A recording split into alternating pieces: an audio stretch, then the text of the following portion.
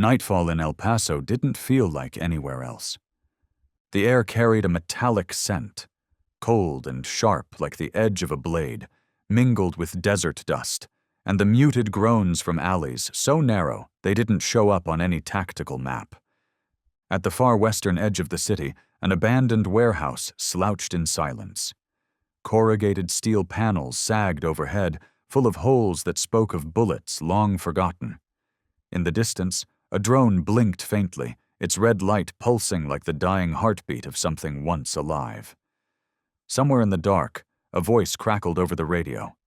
Low, firm, unflinching. No call for confirmation. No room for mistakes. Kyla Monroe crouched low behind a brick wall, her hand wrapped tightly around a semi-automatic. Next to her, Rook, her jet-black German shepherd, didn't make a sound. Not a growl, not a breath out of place. His eyes locked on the steel door ahead. 3 hostages were inside. And the man behind that door had just warned that in 10 minutes, without ransom, one of them would die. Kayla raised 2 fingers, signaling a silent command. It was a language only she and Rook knew, a language that couldn't be copied, broken, or decoded. There was no backup plan, only one direction to move. Forward.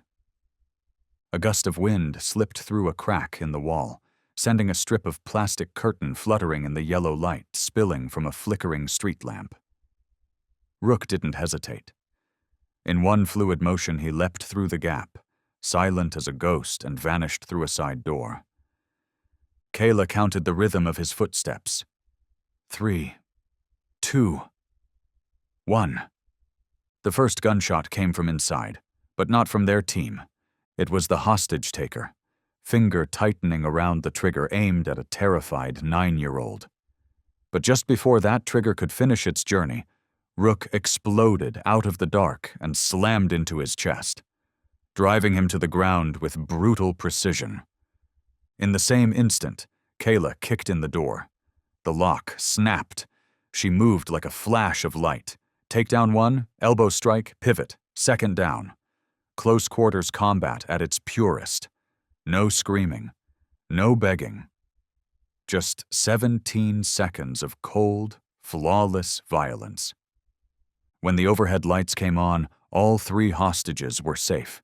2 criminals lay unconscious.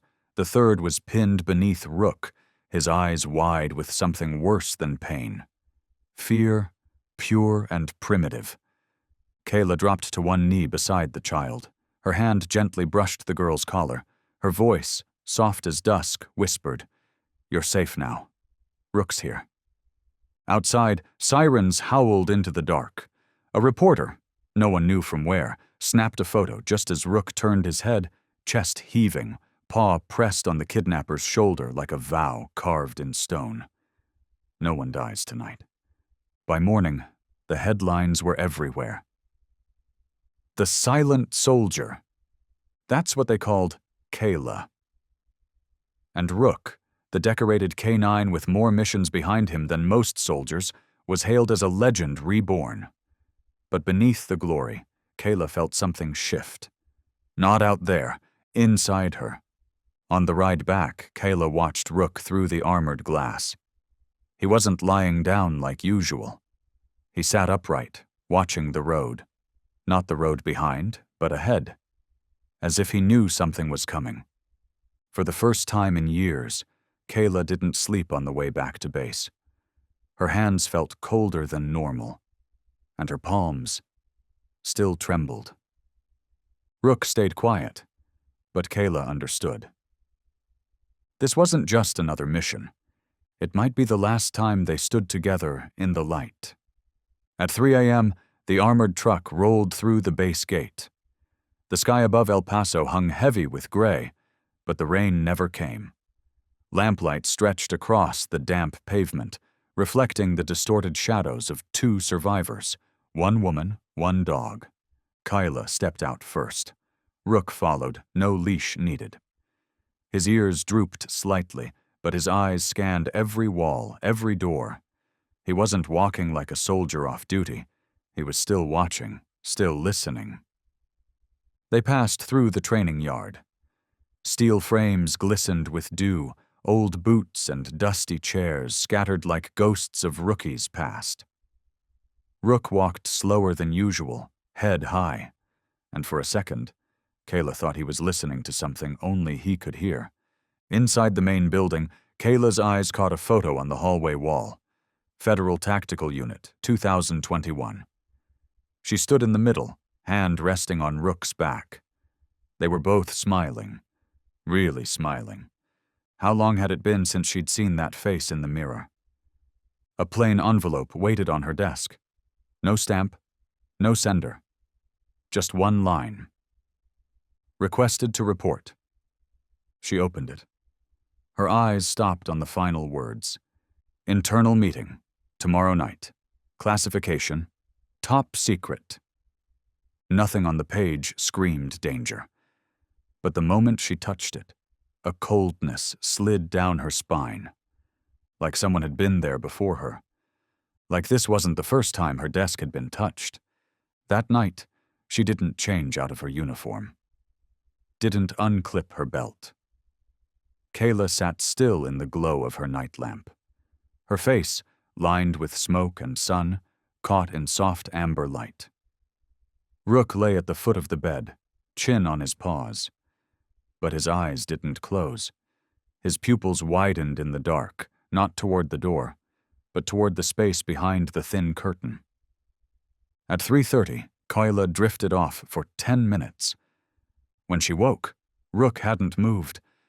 But this time, his neck turned. His ears stood up. And then for the first time since 100 missions ago, Rook barked. Just once. Low. Quiet. But it cut through the silence like a blade through silk. Kayla sat bolt upright. She didn't hear anything.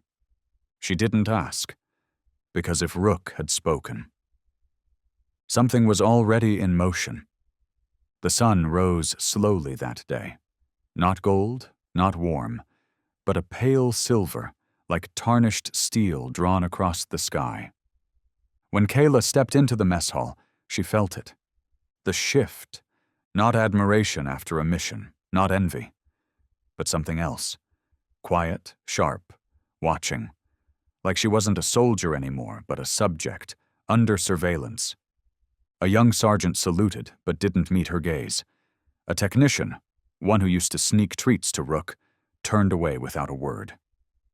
And halfway through the corridor, Rook stopped. Not because of a sound, not because of a threat, but something in the air, something Kayla couldn't sense, yet Rook could. The fur along his spine lifted, his stance tightened. Kayla had to call his name twice before he moved again. That's when she knew. That old instinct, the one buried deep in the bones of every seasoned fighter, rose to the surface. When a loyal dog changes his rhythm, the world around him already has. And on certain days, like that one, silence becomes the loudest kind of warning. By afternoon, the sky wore a pale yellow sheen. Sunlight pushed faintly through frosted glass, tinting the admin hall in faded dust. The walls felt close, listening. A call came in, no details, no voice raised. Just a flat message. Major Monroe, report to room 7C. Urgent. The officer on the line spoke evenly, but at the very end there was a breath, a pause, almost like he wanted to say more, and couldn't. Kayla reached for her coat. Rook stood before she even called. No leash, no hesitation. Just instinct. 11 years. Always at her side.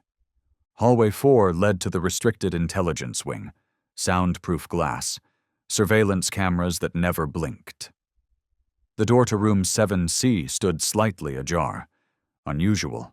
Inside, no commanding officers, no insignias, no welcome. Just one man. Tall, lean, pale-faced in a wrinkled black suit. His eyes were sunken, like he hadn't slept in nights. He didn't extend a hand, didn't offer a title. just said, "I'm a liaison from Homeland Security."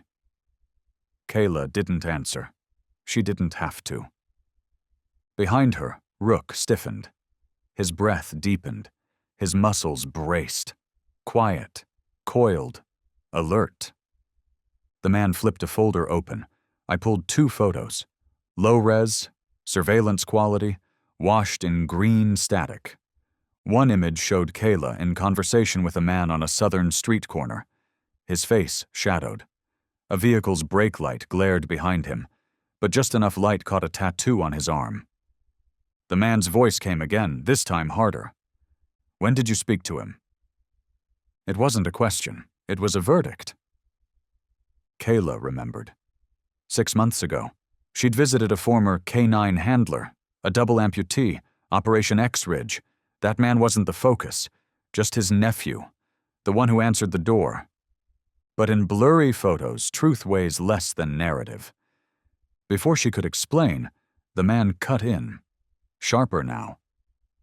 "We believe you may have knowingly or unknowingly leaked internal troop movements to a domestic extremist cell.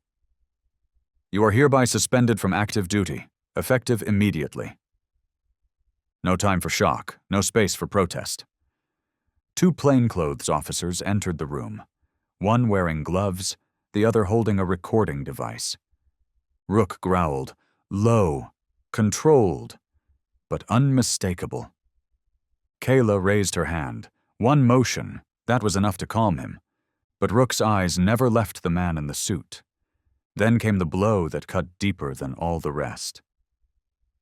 "The dog will be reassigned to Northlake for temporary evaluation." Kayla turned. Slowly. That phrase, reassigned for evaluation, wasn't a procedure.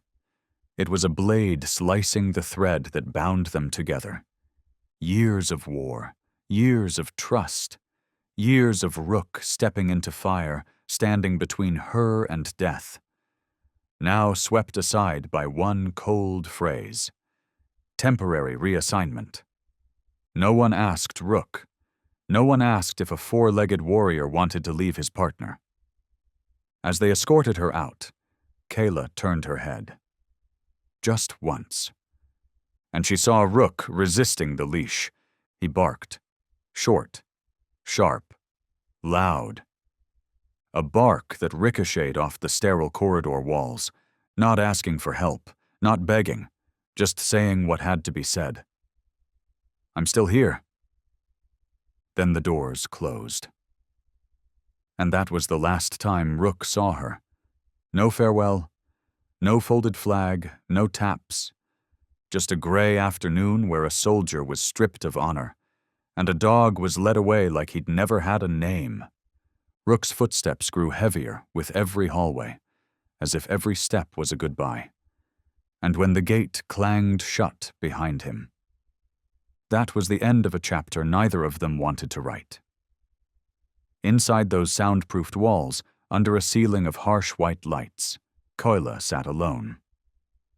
Room 47B, they called it, a name that felt more like a label on a storage crate than a place meant for people. There were no cuffs on the table, but they weren't needed. The moment the door shut behind her, she knew everything familiar was already gone. The empty chair across from her stayed that way for 12 minutes. And in those 12 minutes, Kayla could hear every beat of her heart. Not because she was afraid, but because whatever was coming wasn't an accusation. It was a decision. When the door opened, 4 people walked in. 1 officer from JAG, 1 from internal security, 1 from strategic media, and the last, someone she used to believe had her back, Deputy Commander Mason Griggs. No one greeted her. No one extended a hand. Everything unfolded like a play they'd rehearsed too many times. So well, in fact, that they'd stripped out all the human parts. The media rep turned on a tablet. A screen behind them lit up. A video began playing, grainy footage like it was pulled from an old surveillance camera. There was Kayla standing beside a military truck in the technical depot, Her voice, distorted but audible. Coordinates. Western side. Movement. Concealment. The footage jumped. A different angle now, this time from a hallway. Kyla, holding a phone, her face tense, arguing with someone. One word kept repeating in the audio. Data transfer. She didn't move. The internal agent leaned forward, his voice low, stripped of emotion. We've received reports indicating you exchanged sensitive troop movement data related to New Laredo. That aligns with the timeline of a supply convoy ambush. No one asked if she wanted to speak. No one confirmed her identity. And even when Kyla began to open her mouth, Mason spoke over her. Cold. Measured. I filed the report. The room fell silent, like someone had dropped a blade onto concrete. Kayla turned to look at him. Mason Griggs. The man who once nodded to her in sandstorms and night raids.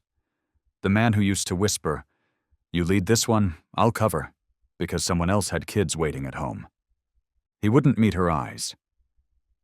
His stare hovered somewhere above the table, like someone had told him, "Don't look at Kayla Monroe. Don't remember. Don't remember the times Rook took the hit. Don't remember when Kayla volunteered for missions no one else wanted." He went on, "You accessed an unregistered data drive. Security cameras show you exiting the tech room at 2:17 hours. The log said equipment check, but everything was already sealed that night." His voice wasn't cruel. It was clinical, like a judge stamping a sentence he didn't write. Kyla pressed her lips together. No tears. No outburst. Just the stillness of someone watching a betrayal dress itself up as protocol. 10 minutes later, the meeting was over. No verdict, no transcript. But she understood. The danger wasn't in the footage. It was in the way no one in the room wanted to believe anything else. As she stepped into the corridor, the scent hit her. Old tile. Fresh paint. Pressed uniforms. But for the first time in 12 years, Kayla felt like this place no longer recognized her. People looked away as she passed. Not out of shame, not out of guilt, just avoidance. No one asked about Rook. No one asked if she was okay. Just the whistle of wind slipping through the hallway vents, echoing like time falling out of her hands. And at the far end, a round mirror on the wall caught her reflection. A soldier. Once trusted. Now walking toward a place with no name. A closed meeting. A blurry video. An old ally turned accuser. And a door that no longer led back. That night the lights went out earlier than usual across the base. The hallway dimmed, like someone wanted the truth to disappear before anyone had the chance to remember it. Kyla packed what little she could. A toothbrush, a folded shirt, a photo, face down. Then a knock. Not 3 short taps like protocol. Just one. Then the door opened. 2 men entered, one in uniform, name tag removed, the other in a black dress shirt, no insignia. No greetings, no explanations. They handed her a document, detention order. No charges, no signature from a superior, just one line in bold. Federal investigation, classified level. Kyla stared at the paper like it was a tired joke. But the man in black wasn't laughing. His face wasn't mocking, it was empty, like this had been done before. Too many times. Then a sound. Heavy. Familiar. Like wind slamming into brick. The door behind her creaked open. Rook stepped inside. No one had called him. No one had opened the latch, but somehow Rook knew. He stopped in the center of the room. Ears up. Eyes locked on the 2 men. Then a voice from a radio clipped to the soldier's belt. "The dog needs to be separated." Kayla turned. Separated? Her voice cracked. "Rook's a soldier. A Kalinstic, a—" "Not anymore," the man cut in. "According to the new order, Rook is being transferred to Northlake for behavioral review." "You're speaking like he's under suspicion." "That's not our call," the man said flatly. "The order came from above." Kayla dropped to her knees. She reached for Rook's head, her hand trembling slightly, but steady. Rook stepped in, rested his head against her chest, then looked up. No sound. But in those eyes, Kayla could see it. Rook was memorizing her face, every line, every shadow, the face of the woman who had stood beside him through it all. She didn't plead, didn't cry. But when the men moved to take Rook, something in her broke free. It wasn't logic, it was instinct. "Don't take Rook from me." No one answered. The door opened. Rook turned once, locking eyes with her. And then Kayla screamed, not in fear, but because she knew. When a dog is taken without a reassignment form, it means they're not coming back. "Rook!" Her voice tore through the empty corridor like shrapnel, but Rook was already pulled beyond the cold white wall. Plastic zip ties coiled tight around her wrists, no clicking sound, no metal. She was escorted out of the building, across dew-soaked grass. Ahead, a waiting vehicle, no license plates, no visible driver. They pushed her into the back seat. The door slammed shut behind her, a sound that felt like goodbye. From the base to Hemlock Federal Detention, no one said a word. Kayla stared through the narrow gap in the window, watching the city sleep. Buildings lit, cars rolling, life moving on like a silent film, with the soundtrack cut out. Inside her mind, there was only one image left. Rook's eyes, locked on hers, right before he vanished behind the steel door. It wasn't a goodbye, and it wasn't a plea. It was the gaze of a warrior saying, "I won't forget." And when the transport stopped in front of Hemlock's main gate, Kayla understood. The greatest fear wasn't imprisonment. It was being erased. In a world where truth only mattered if someone felt like remembering it. The gate creaked open. No greeting, no explanation, no paperwork. Just the slow, dragging sound of metal mesh sliding over rails. And Kayla walked in. Not as a convicted criminal, but as a memory someone wanted to be buried. Hemlock was where names once praised got scrubbed clean, where achievements disappeared from the record, a place no one asked about, a place that didn't exist on maps. Because in Hemlock, the government owed no one an explanation, and pain needed no justification. They placed her in cell 14.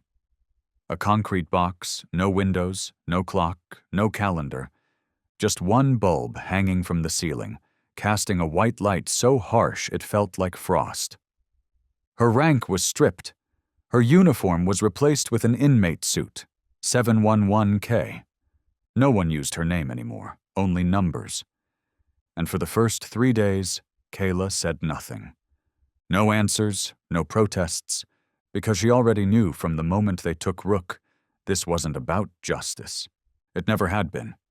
At night, Hemlock went dead silent. No voices, just the steady drip from a rusted air pipe above.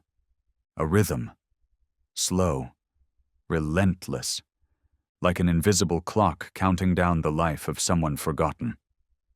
Kayla didn't sleep. She lay on a thin pad over cold iron slats, eyes fixed on the ceiling blank, shapeless. And in those still moments, she whispered in a voice barely her own, "Rook, don't forget me." 3 words, soft as breath, but each time she said them, her chest clenched, as if her memories were fighting off the rot that tried to take root in her mind. By the 10th day, Kyla began counting the guards' footsteps. Shifts rotated every 4 hours. Some walked heavy, some floated like mist. She didn't memorize them out of curiosity. She did it because without time, the line between day and night blurred. No letters, no visitors, no messages. She once imagined she'd be furious, that she'd scream, revolt. But anger never came. Just an emptiness. Cold, deep, terrifyingly quiet. Kayla began rewriting the story inside her head. Through memory, through sensation. Through the soft breaths Rook made during nighttime camps.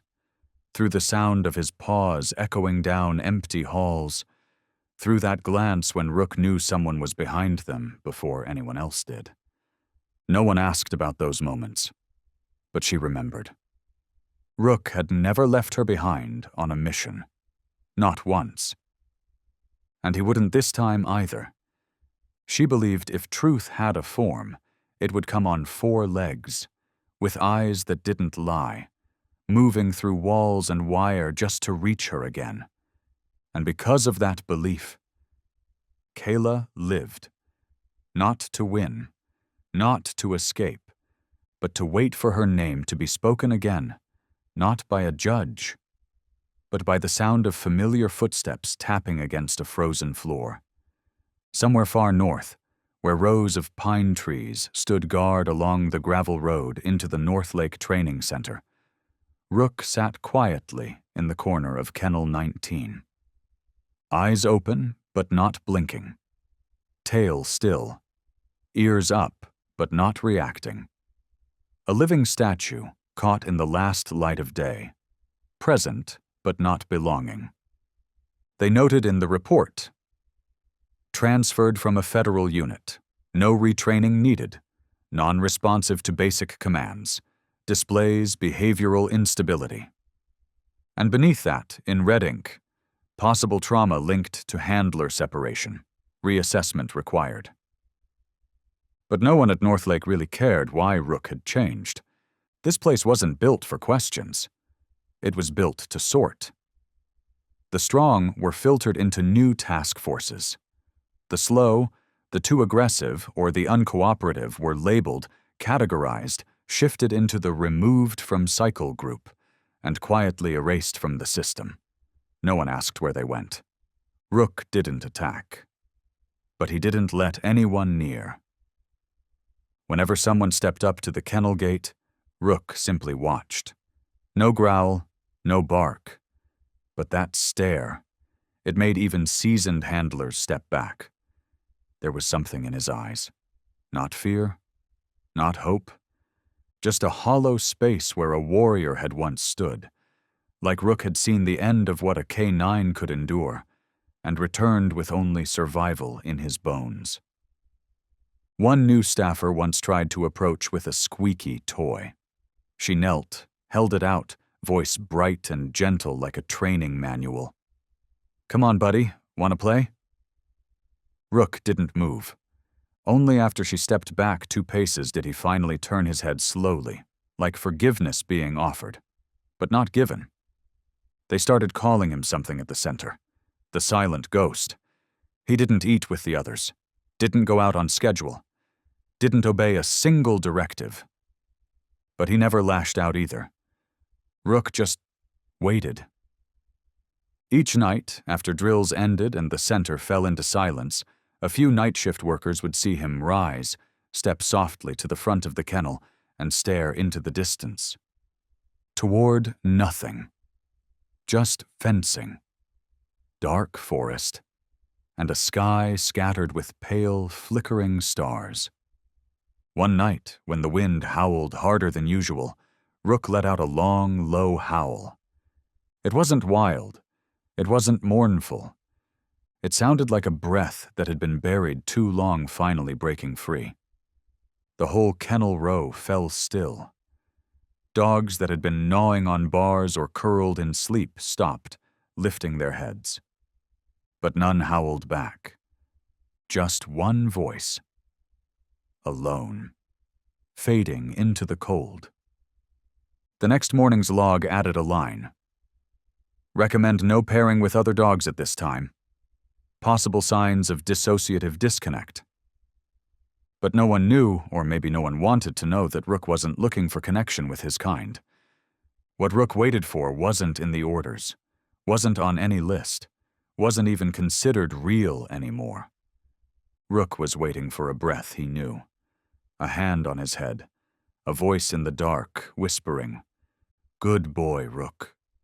Each day in North Lake etched a little more light from Rook's eyes, but deep beneath the stillness, some ember still glowed, like a coal buried under ash. No one dared get close, no one gave commands, no one asked any more. Only Rook, in the shadows of Kennel 19, kept facing that direction toward a place with no name. A place where maybe, just maybe, a call was still waiting. And then, one windy morning, Old Man Murphy showed up. He wasn't on the payroll anymore. Murphy used to be the lead trainer at North Lake, a legend among K9 handlers, 30 years in the service, hundreds of dogs trained. He'd had a mild stroke, retired quietly, moved to a wooden cabin 10 miles out by the edge of the forest. But sometimes, for the tough ones, the ones no one else could reach, Murphy came back. And Rook was the toughest case yet. When the staff read him the reports, Murphy just lit a cigarette, settled onto the wooden bench across from the kennels, and stared at Rook for 15 straight minutes. Nobody spoke. They waited for the verdict. Murphy said nothing. Just sat there. His eyes, lined with age, calm as frozen lake water, mirrored exactly what he saw in Rook's. At last he exhaled softly, almost too soft to hear. "This one's not broken." No one argued, but a younger trainer offered hesitantly, "He's unresponsive, sir. Won't obey. No contact." Murphy turned to him. Not harsh, but firm. "He's not unresponsive. He's waiting." That afternoon, Murphy filed a request to take Rook home. Not under any standard adoption policy, but under a rarely used classification, individual recovery sponsorship. A special provision meant for battle-worn K9s who couldn't be fully decommissioned. Most of those forms ended up forgotten. Half-finished, discarded, but not this one. On day 17, Rook left North Lake. It was drizzling.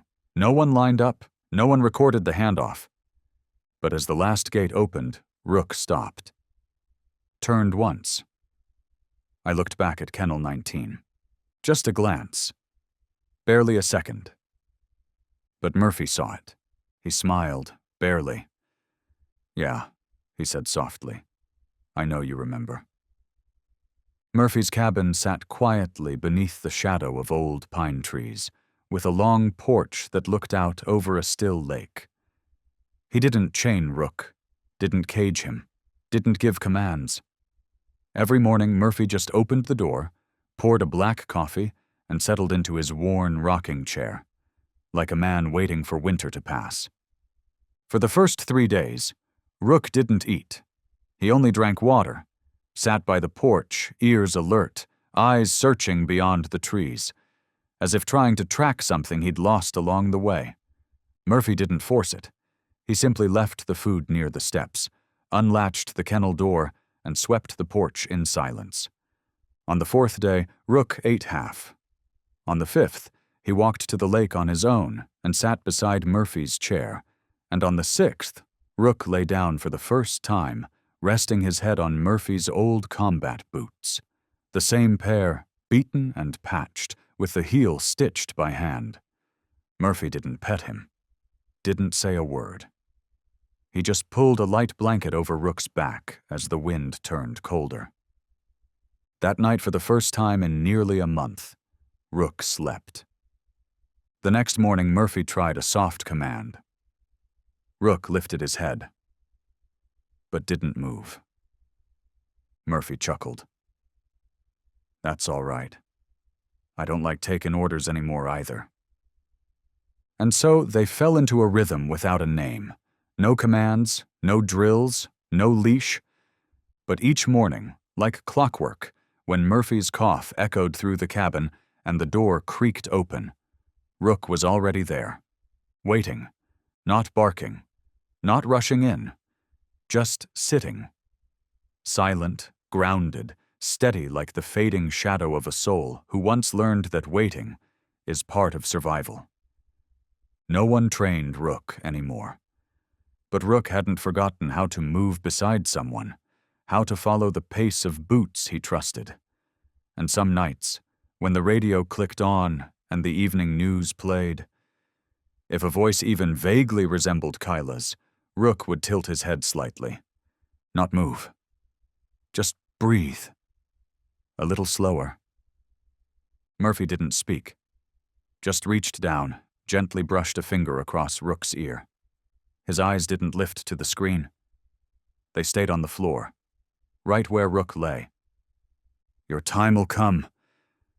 She'll find you again. And Rook, as if he understood, closed his eyes. Not because he was content, but because somewhere out there, someone still believed that waiting was never in vain. A week later, a letter arrived from Northlake. An invitation. They were holding a live field demonstration, a public showcase for visiting dignitaries, where elite units would display obedience drills, tactical maneuvers, and all the shiny results of their training programs. Murphy hated those shows. He hated the lights, the fake whistles, the heavy scent of cologne clinging to crisp suits. But this time, he said yes. Maybe he was tired of watching Rook wander the edge of the wooden yard, staring into the trees waiting for something no one could name. That morning, Murphy didn't wear a uniform. He put on a faded gray shirt, his old khakis, and those same field boots, still stitched at the heel. Rook walked beside him. No leash, no command, no name call. Just side-by-side steps, two old warriors breathing the same rhythm. By the time they arrived, the grounds were set. Fencing, tents for guests, cameras rolling. Murphy didn't put Rook in line. He stood behind the trucks, out of view. Rook sat at his feet. Calm, unbothered by the barking orders, the stomping boots, the PA announcements. But then, a black SUV pulled into the center of the field. The door opened. Senator Vaughn stepped out. Tall, broad shoulders, that polished strut of a man who knew every spotlight would find him eventually. His eyes were cold, arrogant, as if he wasn't just arriving to an exercise, but stepping onto a stage meant for him alone. Murphy didn't look up. He unscrewed the lid of his thermos, poured a bit of coffee. Only Rook raised his head. And in that quiet second, when no one else noticed, Rook stood, front paws firm, neck extended, eyes locked onto the man exiting the SUV. No growl, no bark, no leap, just a gaze, steady, sharp, unblinking, like something ancient and buried had just split open in his memory. Murphy felt it, the cold climb up his spine. He leaned down, placed a hand on Rook's shoulder. Rook didn't move, didn't blink, still watching. And Murphy, a man who had watched dogs rush through gunfire, who had held the torn bodies of heroes wrapped in fur, understood one thing in that moment. Rook wasn't remembering. He was recognizing, not a smell, not a sound, but a truth rooted so deep in instinct that no human could name it, and no dog could ever forget. Vaughn kept walking. He never saw Rook, never noticed that just behind him a pair of eyes followed, not with hate, but with a question that had never been answered. That night, Murphy said nothing. He just sat on the porch, coffee trembling in his hands, a thin crack trailing the rim of his favorite mug. Rook rested his head on Murphy's leg, eyes open. Murphy didn't ask. He didn't need to. Because in that look, that stare that didn't waver, something had been awakened, not instinct. Evidence. And if the world had any sense left, if it still knew how to listen, then maybe, just maybe a dog had just started telling the one story no one else could. That morning, the Texas sky wore a quiet shade of gray, like the fog had crept in overnight, not to soften the day, but to veil something that was drawing near. At the Northlake K-9 training facility, they were holding their annual ceremony. A solemn tribute to the four-legged soldiers who had fallen in the line of duty. A long banner lined the entrance, printed with the insignias of K-9 units from across the country. Wooden stands held black and white portraits, each marked with a name, a date of sacrifice, and a simple inscription. Service, loyalty, never forgotten. Guests arrived early. National news networks had set up signal towers. Military correspondents clipped mics to their collars. Rows of white-covered chairs awaited in the center court, each seat marked with a single rose reserved for the families of fallen K-9 heroes. And right on schedule, at 10 a.m., sharp and armored SUV rolled through the gates, flanked by 2 escort vehicles. The air grew colder as the car door opened. Senator Vaughn stepped out, just as expected. Black suit, gray tie, shoes polished to mirror finish. His stride was too steady, too deliberate, like he believed he was the embodiment of honor itself. Applause followed him. Cameras tracked his every step. And then Vaughn took the microphone, bowing his head briefly before speaking. "We gather here today," he began, "to remember the silent warriors, those four-legged souls who served without glory, fought without praise, and fell without ceremony. The K-9 unit is an irreplaceable symbol of loyalty." His words rang clear. His face wore the solemn dignity of grief. Anyone watching the broadcast would believe him. Everyone seated below likely did, because his words were perfect. His voice didn't shake. His gaze never flinched. But far away, behind the ceremony grounds, past 3 long rows of kennels tucked in the shadows, a creature watched. Rook. No muzzle, no chain, but no freedom either. Rook sat motionless inside the run, a dark silhouette stretched long across cracked concrete. The slanting winter sun cast a thin line of light through the bars, falling right across Rook's forehead like an invisible cross. Murphy stood at the far end of the corridor. Arms folded, eyes locked on Rook. Rook didn't bark, didn't growl, but his gaze never left Vaughn. Even with dozens of meters and a sea of people in between, Rook stared as if nothing else existed. And had someone stepped into the shadows of the back walkways, they might have seen Rook wasn't looking like a dog recognizing an old master. He was watching like a soldier who's just spotted the man who dragged away the one person he was sworn to protect. The speech continued. The same poetic words, the same practiced tone. A voice like a flag salute carved in stone. But in Rook's eyes, the entire world had shrunk to a single shape. One pair of footsteps, one scent from long ago, leather polish, cheap hairspray mixed with fading mint, the scent Kayla always noticed when Vaughn passed the command corridor.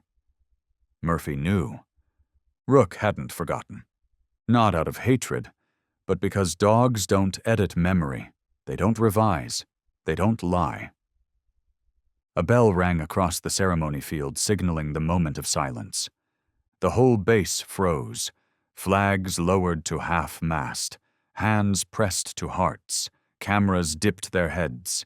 And in that breathless pause when every gaze turned downward, when the noise of the world vanished, Rook stood.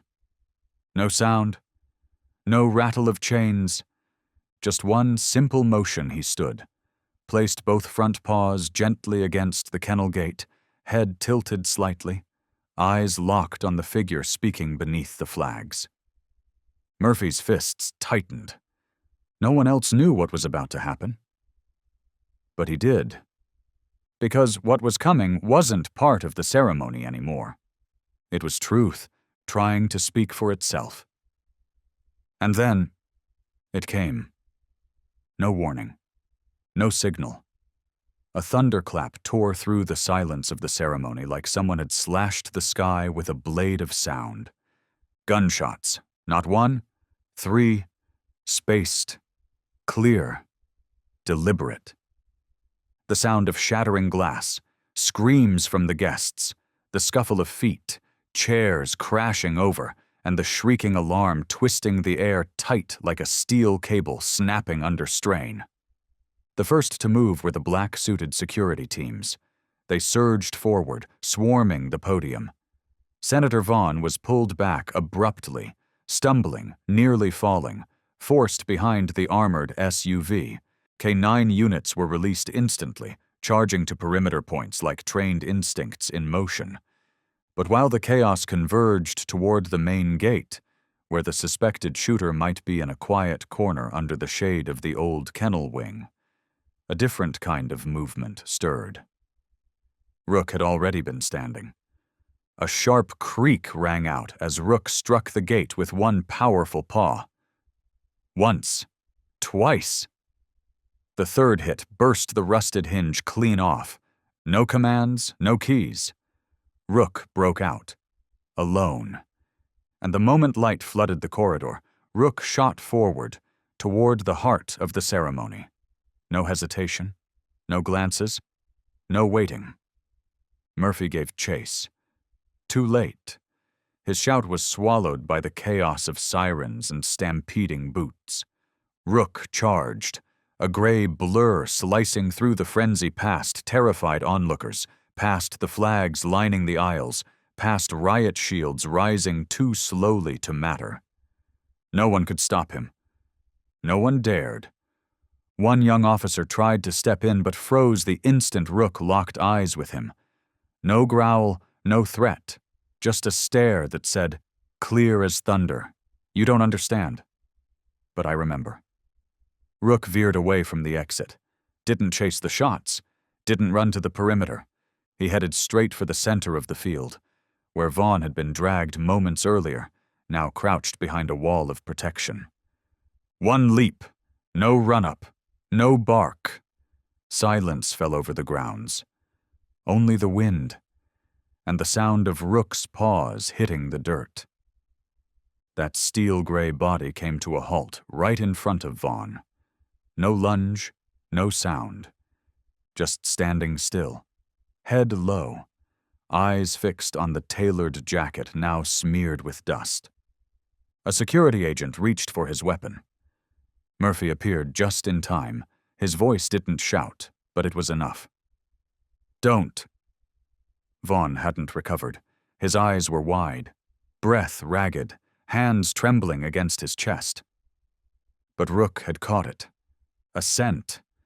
Not of blood. Not of gunpowder. Something older. Something Kayla had once stopped for in the middle of a battlefield. The scent of a hidden camera. Rook stepped forward, lowered his head, nose to the left pocket of Vaughn's jacket.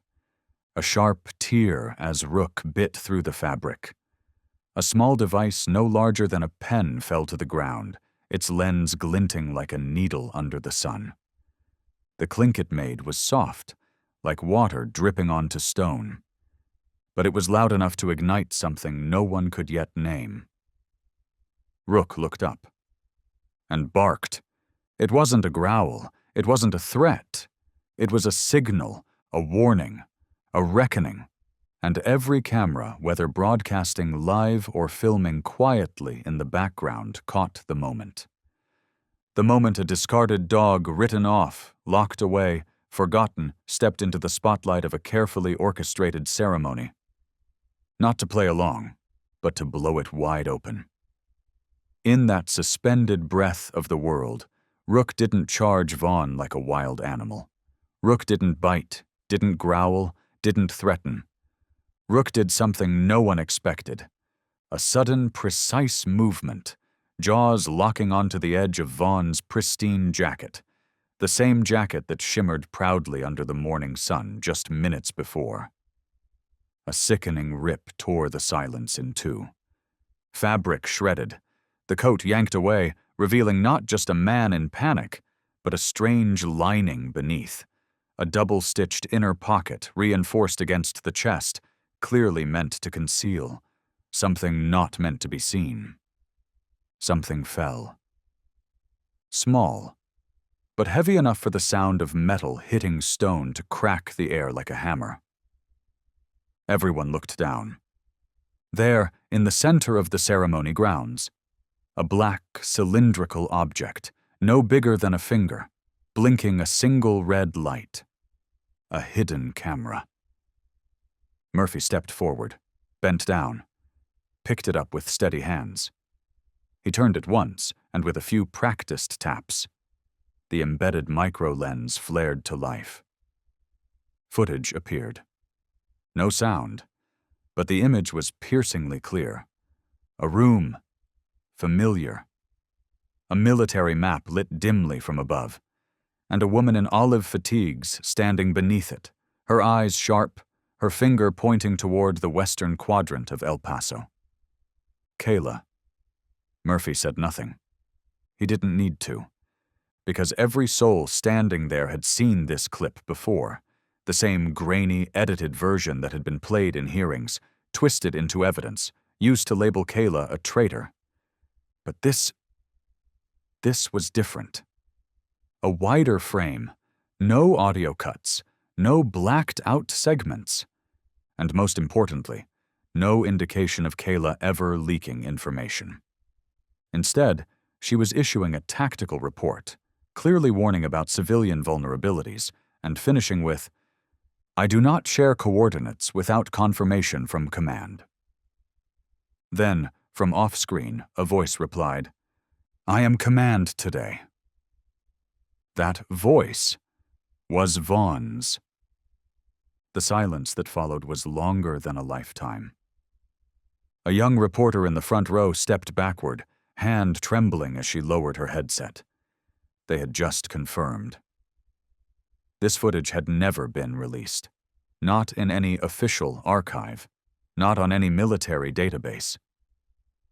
And yet Rook had remembered. The scent of Vaughn's nicotine-stained fingers from that day. The faint residue of fabric spray hastily applied after the briefing. The smell of deception. Something only a dog whose known truth could ever recognize as false. Vaughn staggered. His hand swept across his chest as if to hide what had already fallen. But it was too late.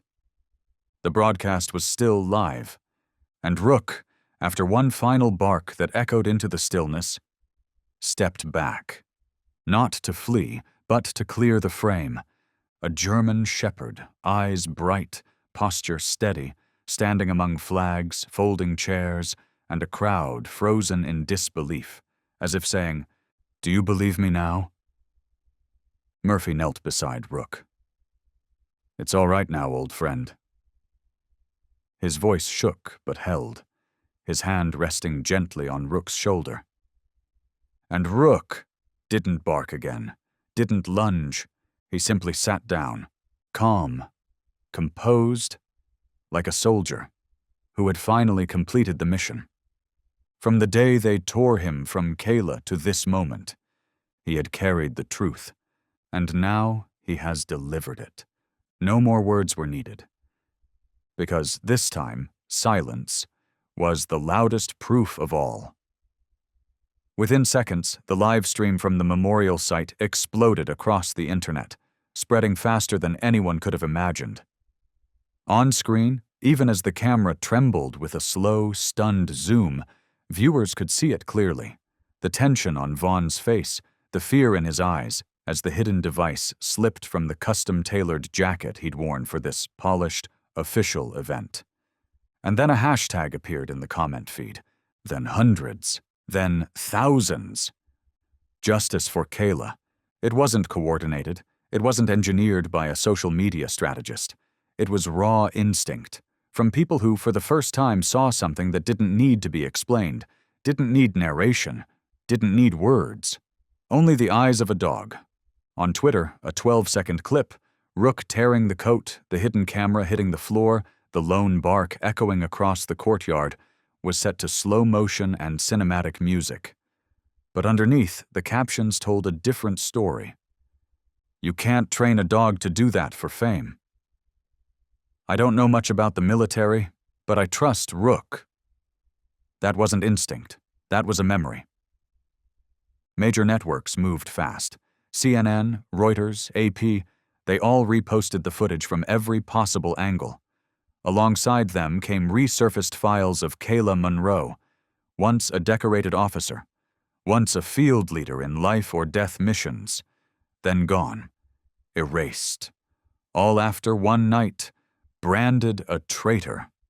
That evening, Ayanna Delgado, former Pentagon war correspondent, was the first to speak up live on national broadcast. I've seen the original report. It didn't match what we were shown in court. And if a retired K-9 can still recognize the scent of the truth, then maybe it's time we ask, how many of us smelled the lies and said nothing? Her words were clipped and shared over a black and white still of Rook, sitting under the fading sun, head tilted slightly, as if waiting, as if asking a question that no human had yet found the courage to say aloud. By nightfall, a new hashtag emerged. Bring her home. There was no movement, no leader, no campaign team, just people once they saw the truth wanting to make things right. Veterans formed open forums. They reposted every deleted file from Kayla's case. Law students hosted teach-ins on federal trial rights. One high school in Arizona even launched a special course, What a Dog Can Teach Us About Loyalty. Murphy said nothing. He gave no interviews. He simply removed Rook's nameplate from the North Lake Kennel Gate and replaced it with an old tag, one Kayla had clipped to his collar during their first training mission in El Paso. 3 faded words, handwritten, trusted, still. And as outrage, grief, and awakening rippled across the country, a quiet update slipped beneath the radar. Kayla Monroe, once sentenced to indefinite solitary confinement in Hemlock, filed a 3rd appeal. But this time, she didn't use a lawyer. She didn't write a defense. She submitted a single URL, the video of Rook tearing Vaughn's coat time-stamped at second 11. No words, no argument. Just a moment seen through the eyes of a dog. And buried in the flood of comments and broadcasts, one private message landed in Ayanna Delgado's encrypted inbox, the first journalist to say Kayla's name on air, after 7 years of silence. The message held only one line. I was the one forced to edit that footage. I still have the backup drive, but I don't think I'm safe anymore. No sender info, no profile picture, new account, no signature. Ayanna read it, twice, 3 times, then replied with 3 words. Where, when, meet. 4 hours later, in a quiet coffee shop tucked in Old East Dallas, she sat across from a man in his 40s, heavy canvas jacket, hat pulled low. At his feet, a weathered tote bag he never let out of arm's reach. When he looked up, she knew those were the eyes of a man who had seen the truth and stayed silent for too long. I'm Edwin Harrow, he said softly. Former senior tech, Tactical Data Security Unit. I know you can't verify that right away, but I brought this. He reached into the bag, pulled out a silver external drive, paint peeling at the edges. This is the cached file, from before they made me wipe the original. They forced me to splice fake audio, cut footage, erase the trace log from Kayla's locator tag. I never thought anyone would believe me. But then... His eyes drifted to her phone screen, paused on the frame of Rook barking, the lens of the spy cam glinting under the Texas sun. I saw that bark, and I knew I can't hide anymore." Ayanna didn't ask a thing. She didn't need to. Her fingers gently brushed the drive. Because evidence can be deleted. But memory and guilt will never go quietly. When the first article broke with the headline, "Former technician breaks silence, old hard drive may clear Kayla Monroe's name," it didn't just make waves. It lit the fuse of a movement that had no precedent, not in courtrooms, not from the military, but from those who had stayed silent for far too long. A group of tech students launched a website to analyze the raw data chain from the drive. Independent programmers ran encryption checks on the manipulated footage, frame by frame. And former K9 handlers began to reconnect, sharing stories of Rook's strange behavior over the past few years, as if that dog had always known the truth, and was simply waiting for someone to speak it aloud. On Reddit, a user named EchoHound posted, "If Rook is the only witness left, then we're living in a world where a dog understands betrayal better than humans ever did." That quote was printed and pinned to the gate of Mirror Haven, the K9 training camp where Murphy had first brought Rook when no one else wanted him. That evening, Edwin slipped out the back door of the cafe. He didn't look back, didn't leave a number, just left behind one thing. The same thing Kayla had once protected with everything she had. A fragment of truth. So small, the world had forgotten it existed. But thanks to Rook, it had returned. And this time, no one could look away. 3 days after the article went live, the names of 2 federal agents tied directly to Kayla's case began appearing in internal forums, darknet threads, and private groups, where veterans spoke truths that hadn't yet reached the light. One was Harrington, a former technical assistant from the Federal Rapid Response Team. He vanished from his residence the night before a subpoena was officially issued. The other, Vaughn C. Wright, the very same man who had once stood beside Kayla as her deputy commander, was caught preparing to flee the country under a false identity. At Houston International Airport, Wright entered the VIP lounge through a private passage. He didn't look at anyone, didn't turn around.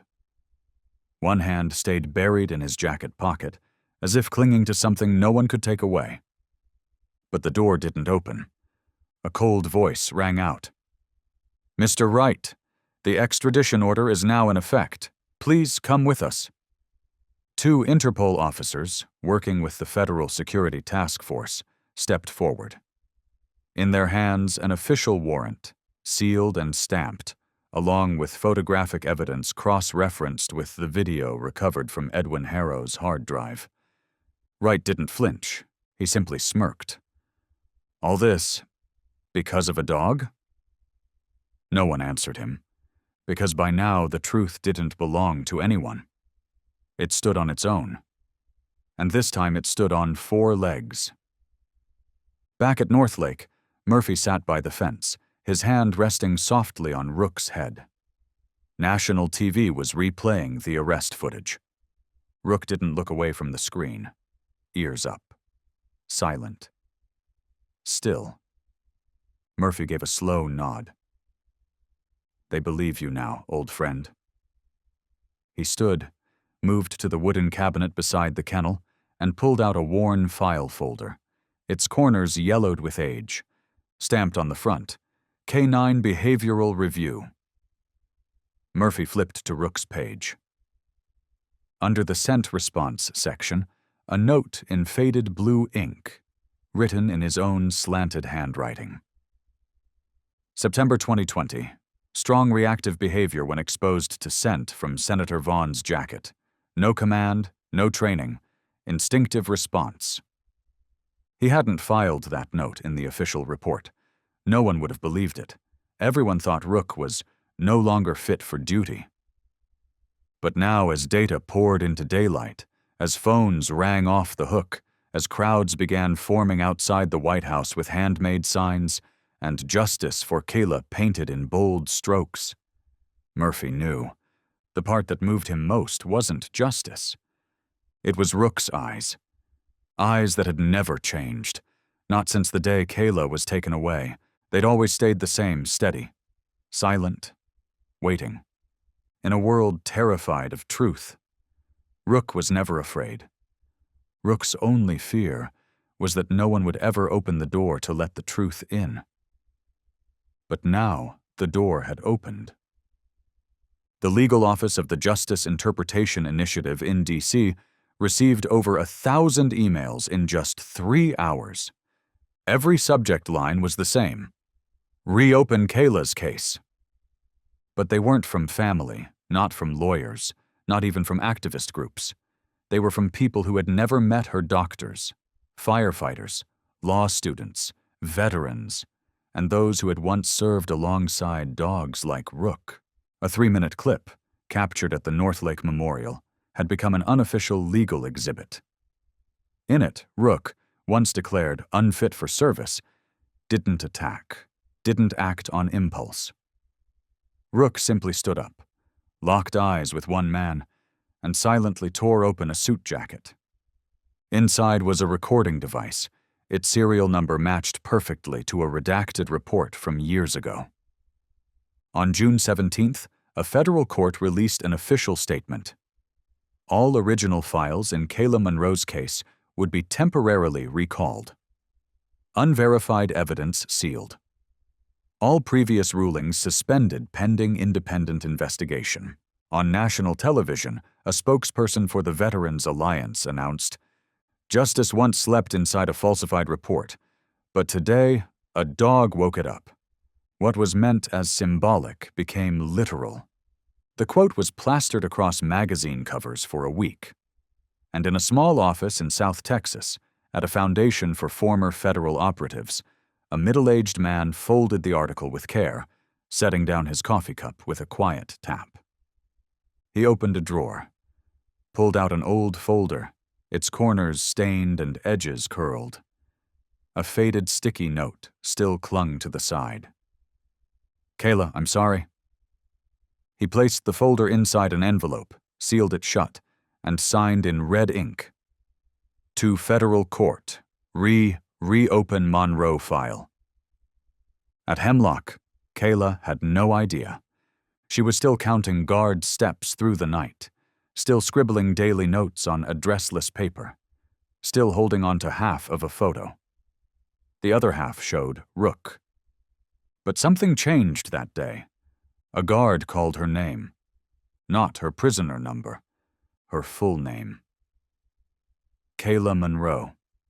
Legal counsel has filed a petition to reopen your case. She didn't rise immediately, just closed her eyes, and gently returned the torn photo to the metal desk drawer. Her lips moved. "Rook, I knew you would." And outside, the world began to shift. News spread like sparks through a dry forest. From local broadcasts to national morning shows, primetime talk panels to investigative specials. Kayla Monroe became the week's most urgent name, not because she was a former operative, but because the one who reignited justice was a dog. An old training clip from 2012 was restored from archived footage. In it, Rook, only 2 years old, was tasked with identifying a hidden microcamera sewn into a mock soldier's uniform. Not only did Rook detect the exact location, he alerted not by barking but with a look. That same look had reappeared at the memorial in Northlake. On the legal analysis program Justice Mirror, the two clips were played side by side, 2012 and now. Analysis grids lit up. Eye focus, tail stillness, nose angle, ear direction, a match rate of 92.3%. A behavioral psychologist specializing in working dogs spoke live. Rook didn't act from instinct. He acted from memory, from training, from a command that was never spoken but never forgotten. At Hemlock's front gates, crowds began gathering. No loudspeakers, no colorful banners, just hand-lettered signs on white boards. "We believe in Rook." A young woman stood at the front, holding the leash of a golden retriever. On the dog's collar was a metal tag, etched with the name Milo Therapy Dog. She said nothing, just gently stroked her dog's back the way someone, long ago, had done for Rook. One night the wind howled. Someone set up a projector outside the gate, replaying the old training video on loop, all through the dark. The light from the screen danced against Hemlock's stone walls. Not to protest, but to remind. Some truths don't need to be shouted, they only need to be seen. Inside cell 17, Kyla sat near the shuttered window. She couldn't see out, but deep down, she knew that light was real, like sunlight slipping through a locked keyhole. And that same night, in a federal conference room 200 miles away, the Office of Justice Oversight issued a high-priority memo. The Monroe case is now under full review, not because of public pressure, but because something never wavered the instinct to protect the truth. The memo was stamped and sent to all relevant departments, but at the bottom, in faint handwriting, source unknown, a line was added. Because some barks aren't cries for attention. They're how you say, I remember. That night there were no sirens, no rushed footsteps. Everything moved as if nothing had changed, but everything had. A document was placed on the desk of Hemlock's warden, the same place Kayla Monroe had spent 7 years. Without a calendar, without seasons, without a sound from the world outside. The warden read the line, then slowly folded the paper. Warm yellow lamplight spilled across shelves stacked with files. But among them, one folder remained open. Monroe, Kayla, former Special Operations Unit. The warden didn't request a press conference, didn't plan a public exoneration. He simply turned to the guard standing outside his glass door. Tell the driver to get the car. No markings, no lights. Use the north gate. What about the media, sir? Don't tell the media. She doesn't need a headline. She deserves to walk out on her own. The guard nodded. No questions asked. The steel door at hallway D creaked open at exactly 4:17 a.m. In the darkness, the sound of the key turning in the lock echoed slowly, each click deliberate, as if even the prison itself was trying to listen. Could freedom really be returning? Kayla sat still. She didn't leap to her feet when the door swung open. She simply looked at the guard, then down at her hands. Hands that had once gripped a rifle, written field reports, rested gently on Rook's back every morning before deployment. Now, they trembled, just slightly. There was no one waiting at the end of the hallway. No escort. Every door along the path stood open as if the road had been drawn long ago, just waiting for the right soul to walk it. The north gate of Hemlock sat tucked behind a grove of aging pines. The wind whispered through the brittle branches, dry leaves rustling like secrets finally being spoken aloud. A silver-gray SUV waited with its back door open. Kyla approached but didn't step in right away. She turned, looked back at the stone wall, the one she'd stared at for 7 years, listening each night as the wind scraped against the bars, reminding her that somewhere beyond, light still existed. No one waved, no one called out. But in her heart, she knew someone was still waiting. And at that very moment, almost 300 miles away, in a weathered wooden cabin on the edge of North Lake, Rook opened his eyes. Not because of a sound, but because something had shifted in the air. A space had just been filled. Murphy sat by the fireplace, reading.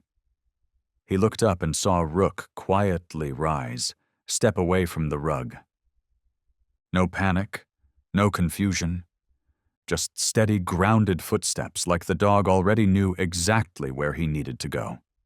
Murphy didn't call out. He didn't ask. He simply stood, opened the door, and whispered like a father letting go of a grown child. "Go on, Rook. She's waiting." And Rook, walked off the wooden porch, didn't look back. Through the wind of that early morning, there came a silent echo. A reunion was beginning. No one knew it yet, but it had already begun. There were no protesters at Hemlock that morning, no news vans, no reporters. The sun hadn't yet risen past the horizon, but the thin mist had already started to lift, dissolving quietly, as if even the air was making way for something sacred. From beyond the outer gate, someone was walking towards the prison. A figure in a worn, earth-colored coat, no hat, no sunglasses, only eyes, deep, still, and silent like the bottom of a winter lake. Kayla stopped at the iron gate. Over her shoulder hung a small bag with fraying straps. Her shoes were faded, weathered, the same pair she'd worn the day she was taken. She didn't knock. She didn't call out. Because right then the gate unlatched from the inside. As if the world, after too many years of silence, had finally whispered, "You've been forgotten long enough." She stepped forward. Every footfall pressed into the cold dirt like passing over old memories, nights without stars, walls without names, dreams that always ended in the breath of a creature who never stopped waiting. And then Kayla froze. Just beyond the gate, in the clearing blanketed with dew and mist, sat a quiet shape, low to the ground, still. A gray silhouette in the morning fog. Rook. No whistle, no command, no leash. Just one look, a thread stretched between two souls, each returning from opposite ends of forgetting. Kayla didn't run. She walked, slowly. Rook didn't bark. He didn't lunge. He simply rose to his feet, and when the space between them narrowed to a few steady breaths, Rook lifted one paw and placed it gently in her hand. It wasn't firm. It wasn't dramatic. But it was enough to stop the wind, enough to make time pause, enough to sting the eyes of the guard behind the gate, though no one said why. Kayla dropped to her knees. She didn't speak, just wrapped her arms around him. No squeeze, no shiver. Like she was holding herself the version of her that never stopped believing. If one dog remembers me, then maybe the world hasn't turned all the way away. Rook pressed his head into her shoulder. No crying, no licking her face, just sitting there, with her, side by side. One who had been locked away, one who had been cast aside, now side by side in the frozen morning light. No one interrupted, no one dared. Because some reunions don't need justice, only a touch. A freelance photographer, the only other person at Hemlock's gate that morning, had stopped by, intending to snap a few shots for a write-up on federal prison conditions. He'd never heard of Kayla Monroe, didn't know the name Rook, but he raised his camera and captured it. A moment unposed, unframed, unstaged. Just Kayla, forehead resting against Rook's, her fingers trembling not from cold, but because after 7 years, she had finally touched the one thing that had kept her alive, waiting without reason. No medals in the photo, no uniforms, no speeches, no fists raised, no flags flown. Just two figures, one kneeling, one standing tall, a warrior once silenced, a soul that never needed words. The photo went up on the photographer's personal blog. No hashtags, no headlines, only 6 quiet words beneath it. When faith refuses to die. 36 hours later, the image hit front pages across the country. 72 hours later, it was everywhere from single mothers in Arkansas to veterans in Utah to high schoolers in the Bronx. People sent it to each other without needing to explain. It had moved beyond politics. It was no longer just about Kayla Monroe, or even just a dog named Rook.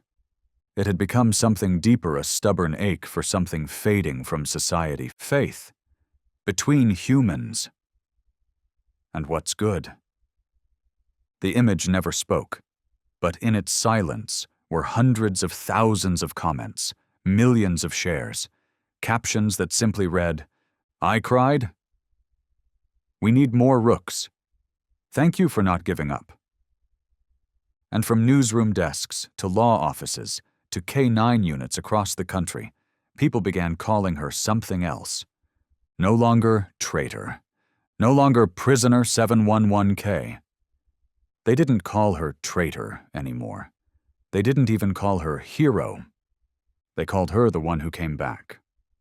That day, Kayla sat in the small back room of the old wooden house, the one where she and Rook had been temporarily placed. Soft morning light spilled in through the window, landing gently on her hand as it rested on Rook's head. The rhythm steady. Neither of them said a word. They never really needed to. On the wall behind them, the photo from the Hemlock Gate had been printed, laminated, and taped up. But it wasn't the photo that made Kyla pause. It was the sound of a phone ringing. The cell phone on the table lit up. Unknown number. Kayla hesitated. She almost didn't answer. But then Rook looked up and gave the smallest nod. She picked up. On the other end was the voice of a young boy. Trembling. Software but clear. "Is this Miss Monroe?" "This is she." "My name is Eli, I'm 12. My dad was a police officer, but he got shot last year, while he was on duty." Kayla sat upright. The air shifted, her hand tensed slightly on Rook's head. "I'm sorry for calling. I needed to say something." She didn't interrupt. She just listened. Eli took a deep breath. "I used to hate dogs. After my dad died, I stopped trusting them. I thought, if dogs were really loyal, then maybe his K-9 should have saved him." Kyla clenched her fingers around Rook's fur, still silent. "But that photo, the one of you and Rook, it made me think again." His voice cracked slightly.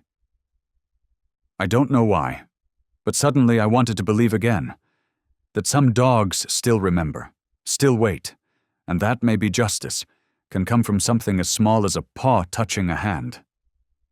There was a pause. Just breathe, and the faint sound of sniffles. Kayla pressed her hand to her mouth. Rook leaned into her leg. Then Eli said one last thing, his voice a little lighter now. "I'm sorry I stopped believing, and thank you for not..." The line clicked. The call ended.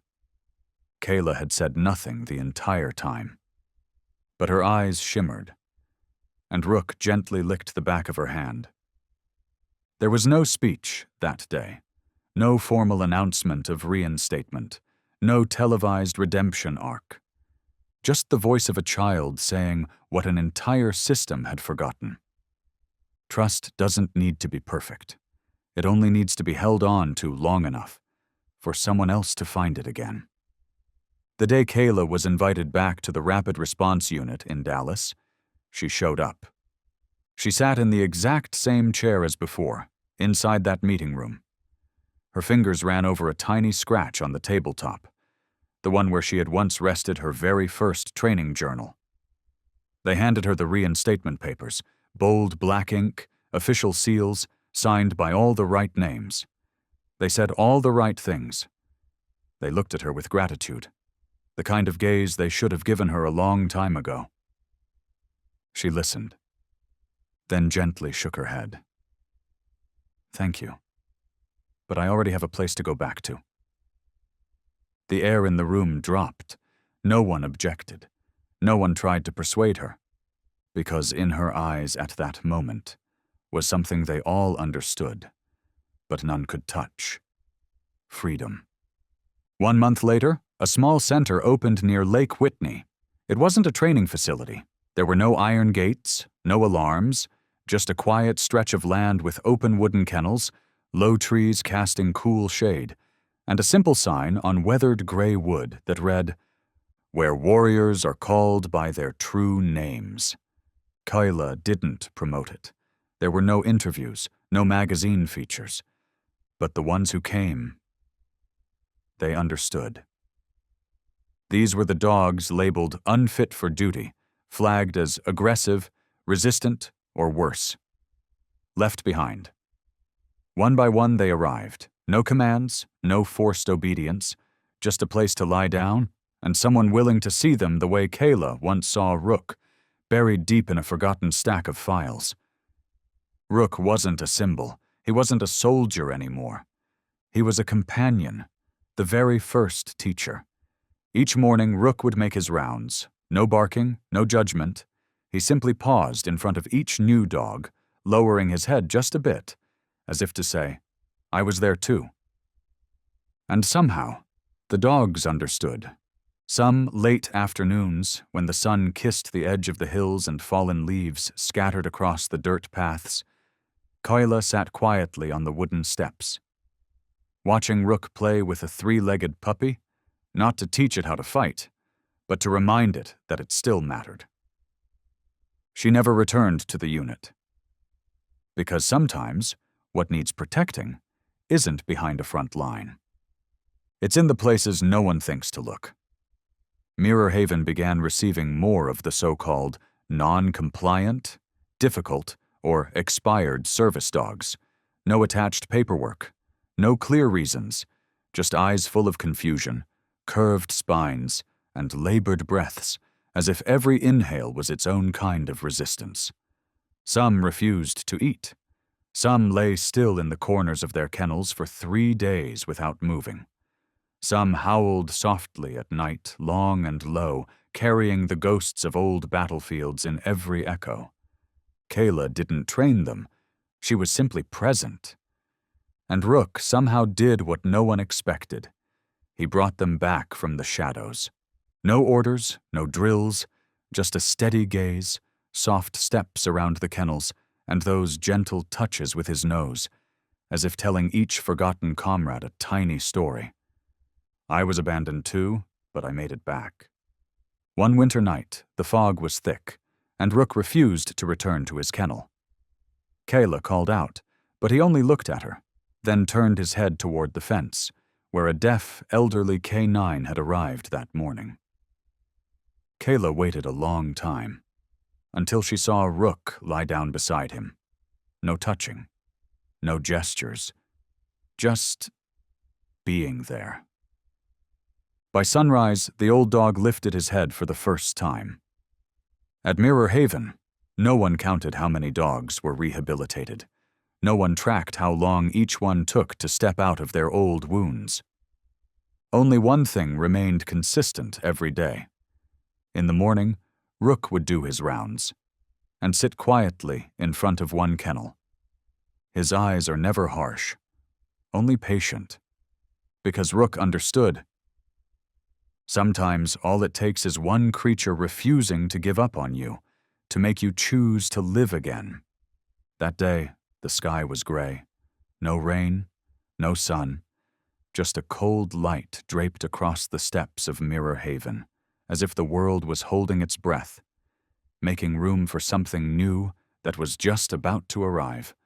Kayla was in the back room, quietly sorting through the medical records of the newly arrived dogs, when a shadow appeared on the path outside. No one had called ahead. No appointment was listed. But Kayla knew, from the way the door didn't slam, from the footsteps trying not to rush, from the breath caught halfway in her throat. He stopped at the bottom of the wooden steps. Kayla stepped outside. Said nothing. She recognized him, the man who once sat in the hearing room years ago, who didn't meet her eyes, who said nothing in her defense, but didn't turn away either when the accusations were read aloud under the cold white light of the overhead fixtures. He wasn't the one who condemned her. He was the one who chose silence. Between them lay a small courtyard, scattered with fallen leaves.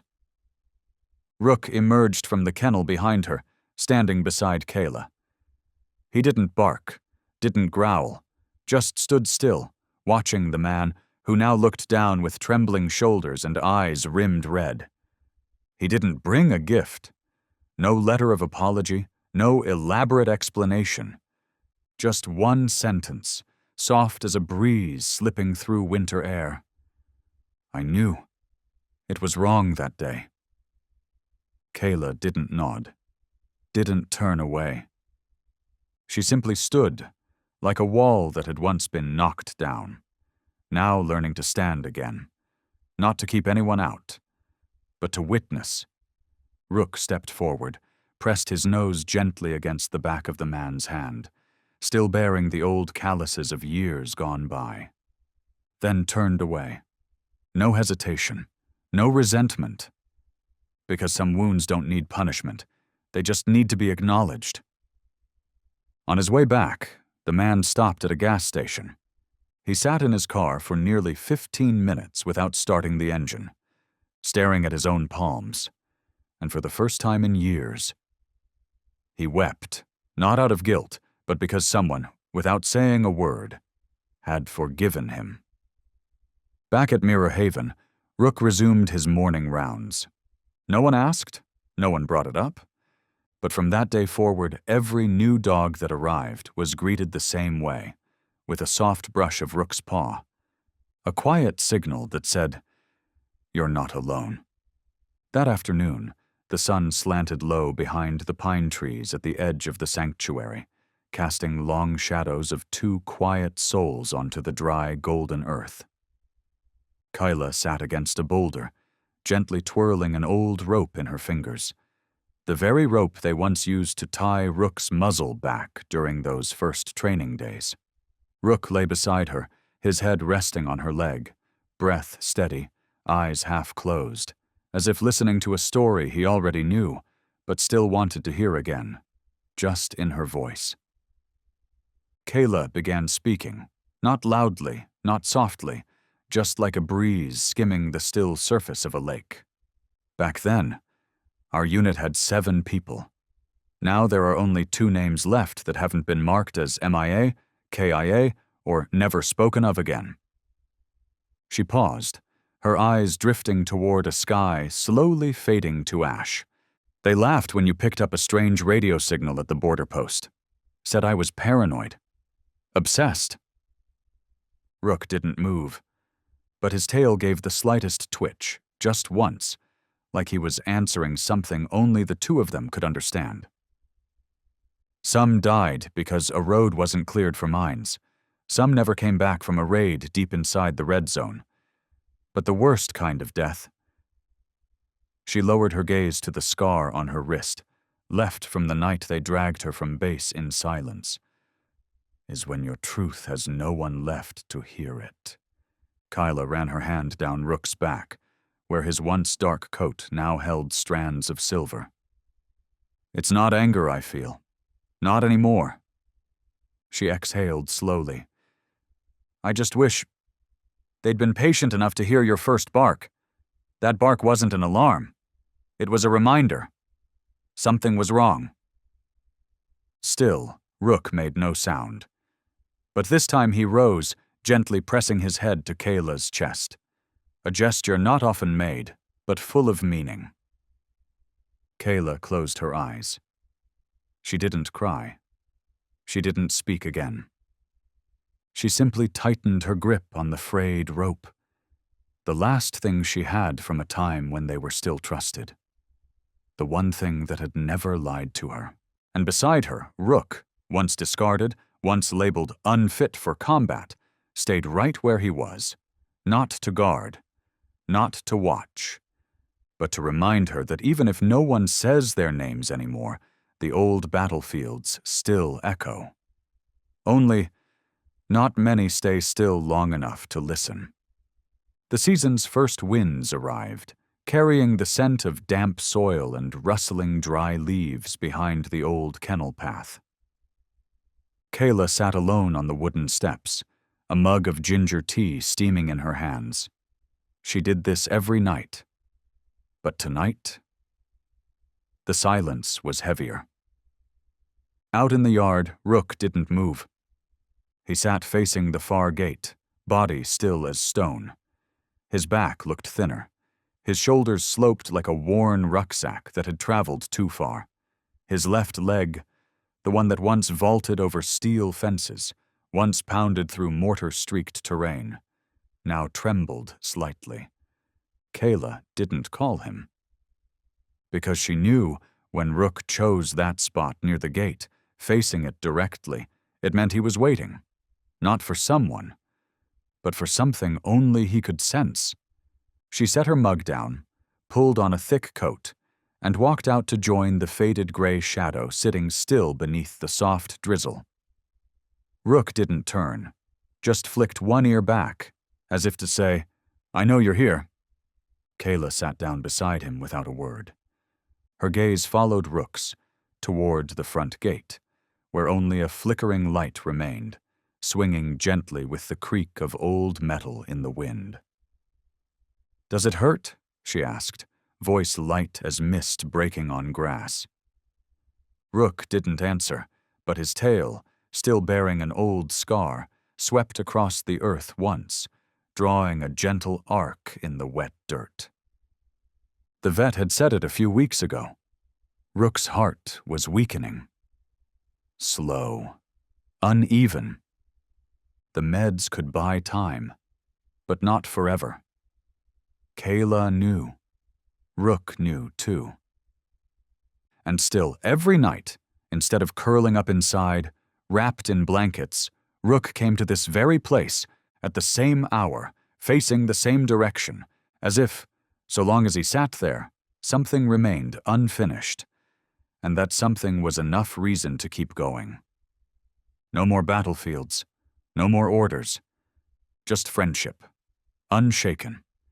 The cold wind picked up. Kayla reached out, resting her hand lightly on Rook's head. His fur, once dark and sleek, had turned soft and pale with time, but his eyes, those same eyes that had once held steady through interrogations, that had barked once when the whole world stayed silent, never changed.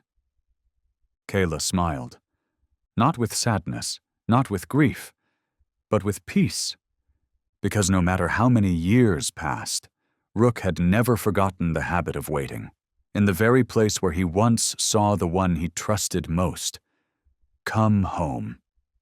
The early wind threaded through the leaves, brushing gently across the soft grass on the hillside. A few white petals drifted down like sentences left unfinished from a conversation that had long passed into memory. Kayla still came here every final Sunday of the month, not to mourn, but to accompany. In that open space, once a training yard echoing with barks each time she walked past, there was now only the wind and the shadows of memories that had never faded. That morning, beside the small wooden plaque, there was a new bouquet. Nothing fancy, just a bunch of white dahlias, bound with a faded green twine. Kayla knelt, slipping a small card from the stems. The handwriting was neat, careful, no signature. "I made the team. I wear the R-17 badge now, just like I promised. I still remember those eyes. I still believe one dog can change someone's whole life, just by choosing not to leave." Kayla looked up. In the soft morning light, the ink on the card seemed to touch a memory only she could see, but it felt as vivid as yesterday. The boy who once called Mirror Haven with a shaky voice on a public phone was now a man in uniform, and he had kept his word. No need to come in person, no ceremony, just once a year. On that day, a bouquet, a card, and a quiet reminder. Rook hadn't disappeared. He'd become a part of what good still moves forward. Kayla sat down, her back against the wooden wall, the card still resting in her palm. Her eyes drifted toward the gate at the crest of the hill, the spot where Rook used to wait every evening. The place that once stood between loss and hope. And when the wind passed again, she could almost hear Rook's footsteps, steady, grounded, the sound that once helped her rise, no matter how far she had fallen. Down below, A group stood in formation. Gray uniforms, each one paired with a dog, some tall, some lean, different coats and eye colors, but all focused upward, watching her. Not because of rank, not because of fame, but because of a story they'd been told the day they arrived at Mirror Haven. Kayla walked down toward them, slow but sure. Her gaze passed over every set of canine eyes until she stopped, before a young woman standing beside a deep brown-eyed shepherd. "What's your name?" Kayla asked softly. "Lauren, ma'am," the woman replied, her hand resting gently on the dog's head. "And this one?" "Norik. He was cut from the state K9 program. Wouldn't respond to whistle cues. But I believe Norik just needs someone who understands him." Kayla nodded. She crouched down, offering a hand without touching. Just a familiar gesture. Norik leaned in, sniffed briefly, then sat. Not out of submission, but like a whisper. "I'm ready." No one clapped, no one cheered, because truth doesn't need applause. Kayla stood again, her eyes carrying both memory and trust. You all know Rook's story, but what matters isn't what Rook did. That's why he did it. The wind stirred once more. A soft green now covered the earth where dust used to settle. "Here, no one's here to train dogs to obey. You're here to learn how to listen." A few puzzled glances, but then nods began to ripple outward. Slow. Genuine. Kayla passed through the line of trainees until she stopped at the last row. There stood a boy, maybe 15, smaller than the rest, holding the leash of a pitch-black dog with one ear missing. He looked at her, said nothing. She smiled. "You know, Rook was like that too. Didn't say much, but always showed up when it mattered." Kayla didn't talk about the trial, didn't mention the pardon, didn't recount the sleepless nights or the days when memory was the only reason to keep breathing. She only said one thing, and she said it very quietly. When the world turns its back on you, look toward the one place that never closed, where a dog, I'm still waiting. And somewhere, in the silence of the hilltop, in the rustle of the trees, beneath the fading afternoon sun, there was a space, not empty, but sacred, because Rook's memory had never left. It remained in every scratch on the old wood porch, in every echo of a bark from years past, in the way the newest dogs still paused at the fence, as if waiting for someone to return. Kayla placed the old notebook into a drawer. The final page was filled. No conclusion, no final period. Just one line, slightly smudged. "Some warriors don't need medals. They just need one person to believe." They never gave up. Outside, the trainees were walking their dogs through the quiet yard. No shouted commands, no whistles, just eyes meeting eyes, deep enough to understand, still enough to trust. One scruffy little pup, dark-coated, short-tailed, wide brown eyes, paused at the steps. He sniffed around a sunken patch of grass, then looked up. No bark, no wag, just stillness. Kayla stepped out, sitting beside him quietly. She didn't reach out. She just sat, the same way she used to sit beside Rook. "You hear it too, don't you?" The pup didn't move, just slowly stepped closer, settling beside her, resting his head on her knee. Exactly like Rook once did. No applause, no soundtrack, no cameras, just a touch.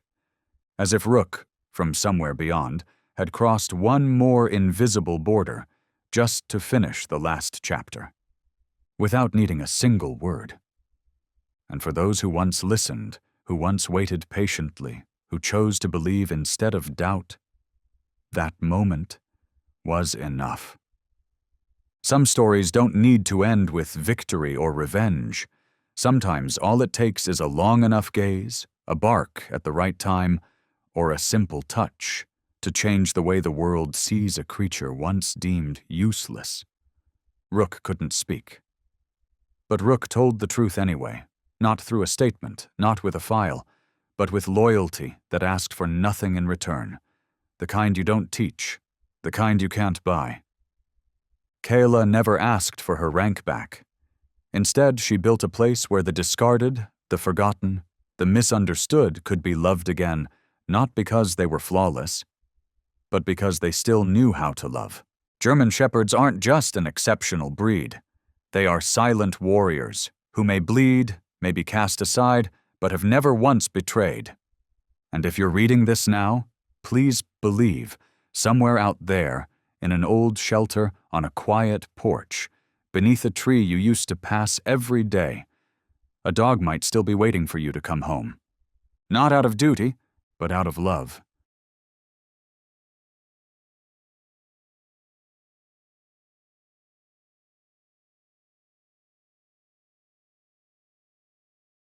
That afternoon, the sky over Georgia wore a heavy ash-gray veil, as if even the sun was too tired to shine down on a land that had endured too much pain. A breeze drifted through the worn rooftops, carrying the faint scent of gasoline from the small garage at the end of the street where Elias Granger stood with his head bowed, hands stained with motor oil, and eyes hollow, like a man still trapped on some distant battlefield. 3 years had passed. 3 years since Elias was airlifted out of the blast zone in Kandahar. And 3 years since they told him that Shadow the K9, trained from puppyhood to serve by his side, hadn't survived. They said no body was found. They said the explosion was too powerful. They said it was best to leave everything buried out there. But Elias never did. Every night, after the garage lights went dark and the small wooden house at the end of the road fell into silence, Elias kept one ritual alive. He placed a wooden photo frame beside his pillow. Inside was a weathered picture, its edges faded by night fog.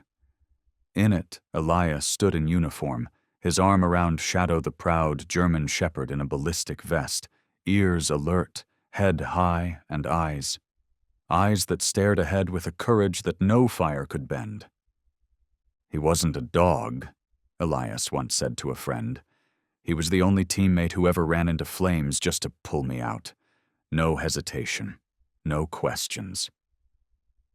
In Elias's world, some things simply couldn't be replaced. And Shadow was one of them. By the window, the gray shag rug remained untouched where Shadow used to curl up after patrol. The stainless steel water bowl still sat beside it, though it had long been dry and silent. And hanging quietly from the coat hook on the wall, a black collar with faded engraving. Shadow, K9, 42B. Elias had never taken it down. He never brought home another dog. Someone once asked why. Elias simply said, "Because he's still here." That afternoon, as the skies darkened with rain, Elias sat alone on the old wooden chair out on the porch. The rain hadn't come yet, but the air had turned damp and cold. From his shirt pocket, he pulled out a weathered keychain with a brass name tag. It was once attached to Shadow's armor, the only thing recovered from the explosion. Elias turned it slowly in his fingers, then pressed it against his chest, a silent habit no one was around to see anymore. He didn't cry. The old soldier had endured more loss than most could ever fathom. But in his eyes was something sharper than tears, a quiet emptiness, deep and unmoving. In Elias's mind, Shadow's bark still echoed through the nights, sometimes a warning growl, sometimes the excited howl when the kennel door creaked open. And some nights, Elias would jolt awake, heart racing, from a dream of a leap, a lick to the hand, one more look into those soulful eyes. But every morning the house stayed as quiet as before, and Shadow's resting place remained empty. Elias had no idea that just a few blocks away, behind the rust-stained bars of a kennel at the Jefferson County Rescue Shelter, another soul was lying still beneath the soft tapping of rain on the corrugated roof. A creature marked by a long scar down its ribs, and a memory that never stopped aching. Shadow was curled tightly, his body pressed into the coldest corner of the cage. His eyes weren't fully shut, nor wide open. They hovered somewhere in between, just enough to track every dim movement beyond the mesh. Not because he was afraid, but because sleep had never felt safe. The breeze slipped through a crack in the door, bringing with it the scent of damp earth and old metal. Shadow sniffed once, gently lifting his head. It wasn't food. It wasn't a stranger. It was something older than either of those, like ash buried in memory, like the faint, bitter scent of spent gunpowder clinging to the past.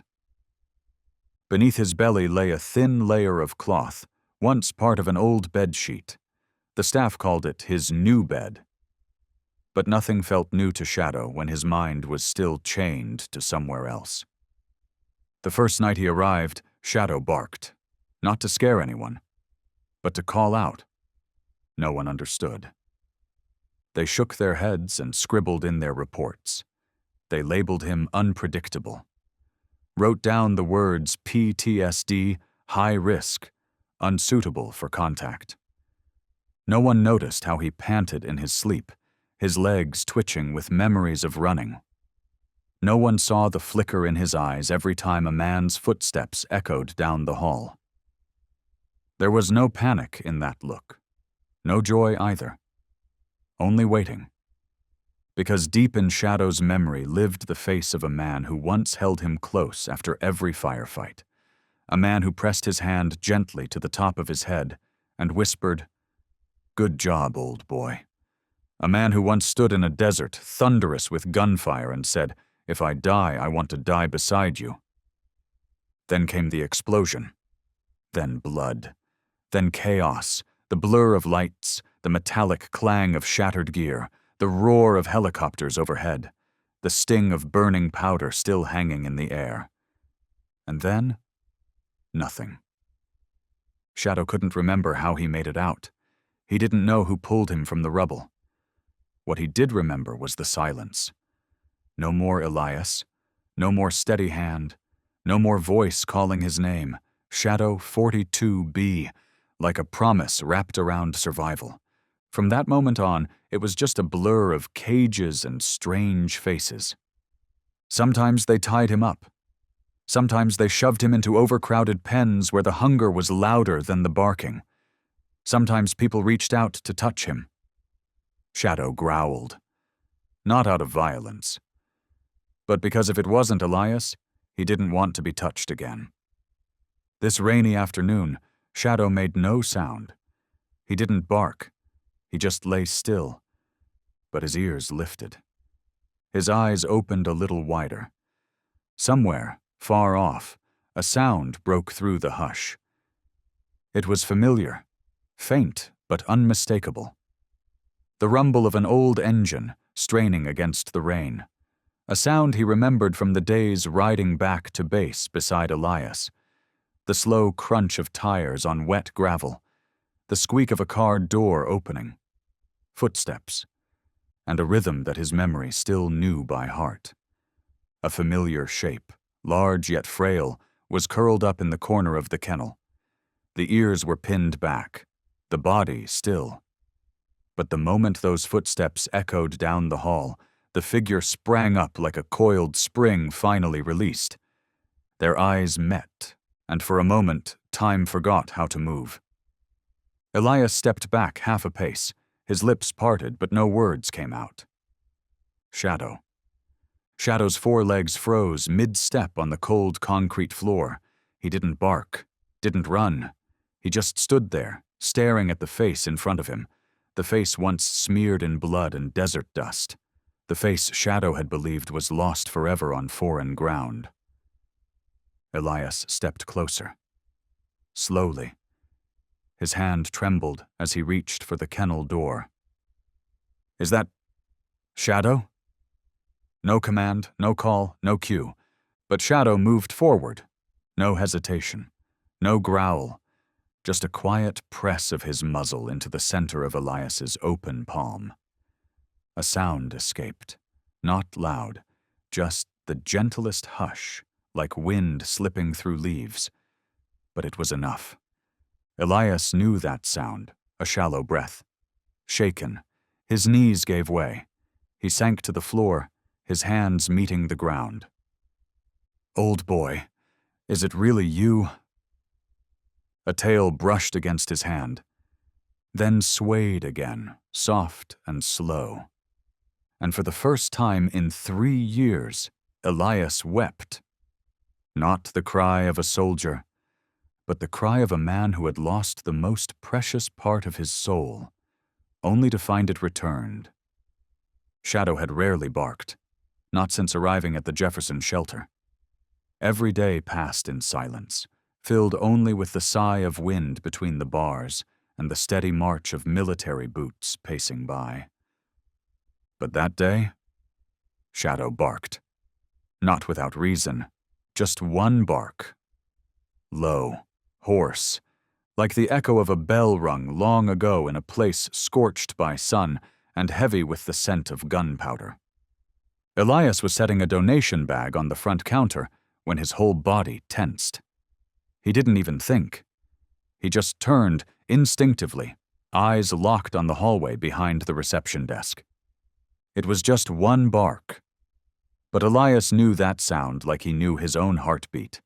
He had heard it in the freezing nights of Kandahar when Shadow caught the scent of buried mines, when Shadow warned of strangers, when Shadow charged through smoke and fire straight toward him. Elias didn't say a word. He just moved. No one had to guide him. He didn't ask for directions. He walked like someone who had already left pieces of his soul in that place. The hallway to the kennels was dim, the flicker of weak fluorescent lights painting the floor in patches. The air was thick with the sharp bite of disinfectant and the musky weight of wet dogs. Most people would wrinkle their nose. Elias felt nothing but the pounding in his chest. He stopped at the third kennel from the end. Everything went still. Inside sat a creature, large, thin, one ear folded down, back slightly hunched from an old injury, and the eyes, those eyes. Elias stepped closer. His hand reached for the bars. Shadow? No movement. Elias drew in a slow breath. His voice dropped, gentler now. It's me. No growl. None of the defensive reactions the staff had warned about.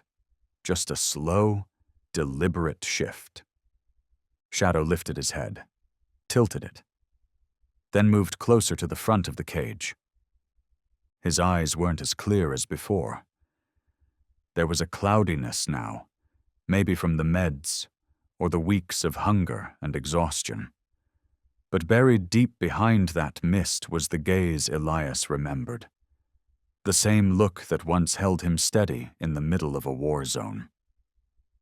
Elias slipped his hand through the bars, the hand that once gripped a rifle, the hand that used to thump against armored chest plates when calling out, "Good job, Shadow." That same hand now trembled. Shadow pressed his nose against it. Slowly, gently. A sound rose up, not quite a bark, more like a soft whimper, like air escaping from a place it had been trapped too long. Elias sank to his knees. For the first time in 3 years, the name Shadow was spoken aloud with a real voice, not in dreams, not through old recordings of training sessions played over and over in the dead of night. And in that exact moment, the tail moved. Not fast, not strong, just one slow wag. But it was enough to close every distance between them. A staff member came rushing over, voice tight with alarm. "Sir, please, don't get close to him. He's aggressive." But Elias never took his eyes off Shadow. He spoke only one sentence. Number this is Shadow. And Shadow isn't aggressive. He's just been waiting for me to come back." The woman opened her mouth to say something more, but the words caught in her throat. She saw the way Shadow leaned his head against the bars, saw the look in those eyes. And in that moment, there was nothing left to deny. This wasn't a random reunion, this was a return. A memory once buried deep, now rising summoned back by a single bark. On the way home, the rain began to fade. Sunlight peeked through the canopy, scattering across the windshield like old memories flickering back to life. The old pickup jolted over potholes, but Shadow didn't move. He sat calmly in the passenger seat. No leash, no collar, no command, just that same spot right beside Elias, as if those 3 years apart had never happened. Elias glanced over. There was a small new scar along Shadow's flank. The fur was uneven there, the skin a little darker. Elias didn't ask. He just reached out, placed a hand on Shadow's head, gave one slow rub, and whispered, "Let's go home." The wooden gate creaked open. The little house hadn't changed. Leaves still blanketed the porch. The tomato vines had dried. The old stainless steel bowl still sat by the back steps, now covered in a thin layer of dust. Shadow stepped down from the truck, not in a rush. His paws met the ground, then paused. He lifted his head and looked around at every corner, every crooked gardening fork still stuck in the soil, every uneven stepping stone he had once slipped on as a pup. Elias opened the door. Shadow walked in.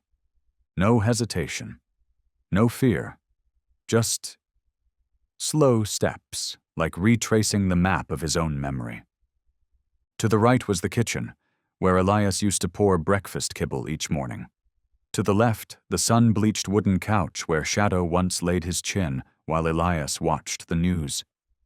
Deeper inside, by the fireplace, sat the same gray rug, still a bit frayed, still marked with the faint scratch of old nails. Shadow made his way there. He sniffed all around, then sat. Not whining, not curling up. Just sitting. As if asking the room itself, "Is this still home?" Elias stood in the doorway, eyes locked on the scene. He didn't need to say anything. That image, the silhouette of a German shepherd sitting in the same exact spot, said more than words ever could. Night fell. Elias placed a clean bowl of water beside the rug and dusted off the old food dish. He warmed up dinner and set it down. Shadow ate slowly, not with the desperation of a stray, but not with the calm of the old days either. Every bite felt deliberate, as if he were tasting each one just to make sure. This wasn't a dream. Elias straightened the blanket and turned on the little radio on his nightstand. Not music, but something older. A canine training recording, lesson 17. The speaker's voice rang out, crisp and familiar. "Shadow, sit. Good boy." And right on cue, the sound of Shadow's bark played through the speaker clear as daylight, captured years ago. But the real Shadow didn't bark. He just lifted his head, ears twitching slightly. After a long pause, Shadow got up, hopped onto the bed without asking, without hesitation. He leaned his back into Elias's leg and let out a long, tired sigh. Elias gave a soft chuckle. "Yeah, same spot as before." Before falling asleep, Elias glanced down at his feet.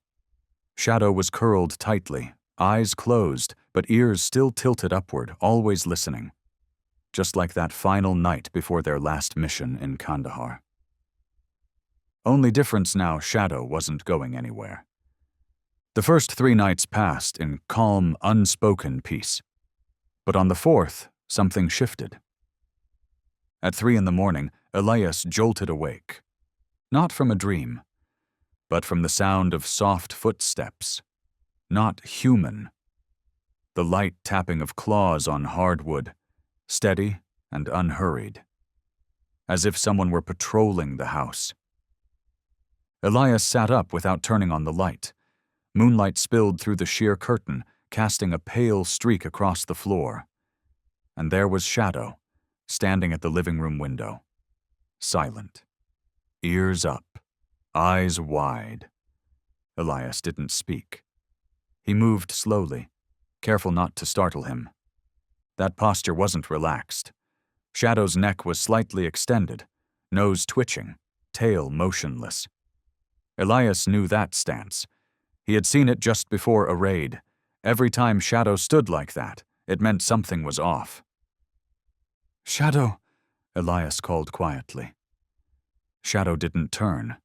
He stepped forward, pressing his nose to the glass. Outside, everything was still. The old wooden fence, the bare peach trees near the front. No movement, no sound. But Shadow didn't blink. Elias came closer and gently placed a hand on his shoulder. Shadow flinched, then exhaled sharply, not in fear, but like he'd just released a breath he'd been holding far too long. Then he turned his head, nudged his muzzle into Elias's hand, and followed him back to the bedroom without resistance.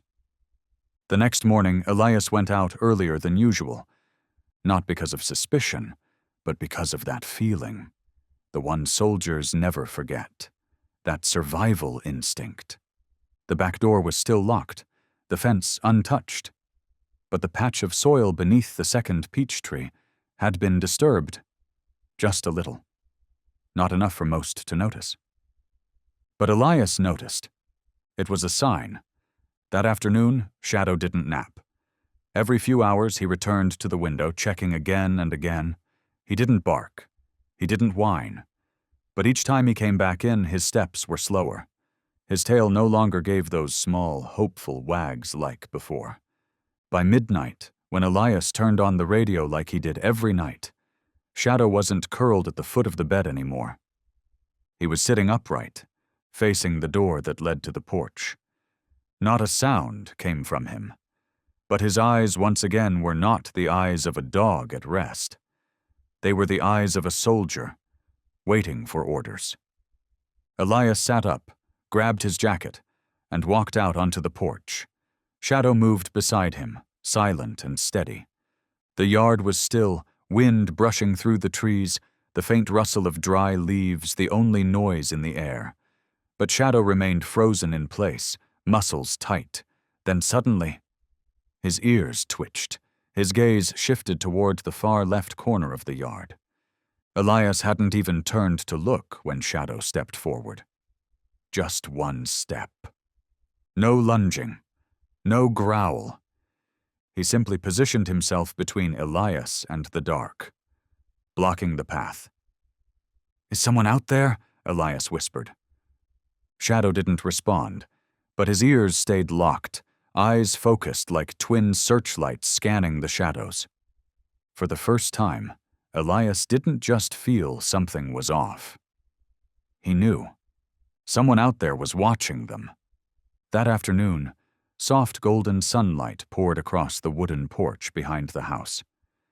Elias stepped out with a brush in one hand and a cloth in the other, and sat on the old creaky chair. He laid the cloth gently across his knees and gave a small wave. Shadow came out quietly, easing down onto his side beside him. His eyes were half closed, and his tail gave a soft, familiar wag, like this moment, this ritual of calm, had become his new normal. No more explosions, no more commands. There were only slow, silent strokes of peace. Elias began brushing from the back, moving gently along the spine. Shadow's thick coat was a mix of ash gray and scattered white strands, weathered by time. With every tuft of fur that stuck to the cloth, Elias smoothed it down again, not just to untangle it, but as if he were slowly unraveling the past. Then Elias reached the underside. His hand froze. Beneath the soft, matted fur, a scar emerged, harsh, jagged, wrapped around the torso like something had once bound him. Maybe a chain, Maybe a shock collar. The skin there had thickened, darkened, and become patchy in places as though burned or infected long ago. Elias didn't move. He just stared, heart tightening in his chest. Shadow didn't flinch. He didn't make a sound, didn't turn his head, didn't raise a paw in protest. He just lay there, still and silent. But after a while, as if sensing Elias's pause, Shadow slowly tilted his head. His eyes, the same eyes that had once faced down fire and sand, glanced sideways. No fear, no blame, only a quiet look, as if to say, "It's okay now." Elias bit down hard on his lip. He gently brushed aside the fur near Shadow's left shoulder. Another mark surfaced, thinner but deep. It looked like the lash of a whip, or something sharp dragged across skin. On his neck, just below the edge of the ear, was a patch of rough, darkened skin. The fur there was gone. Elias touched it lightly.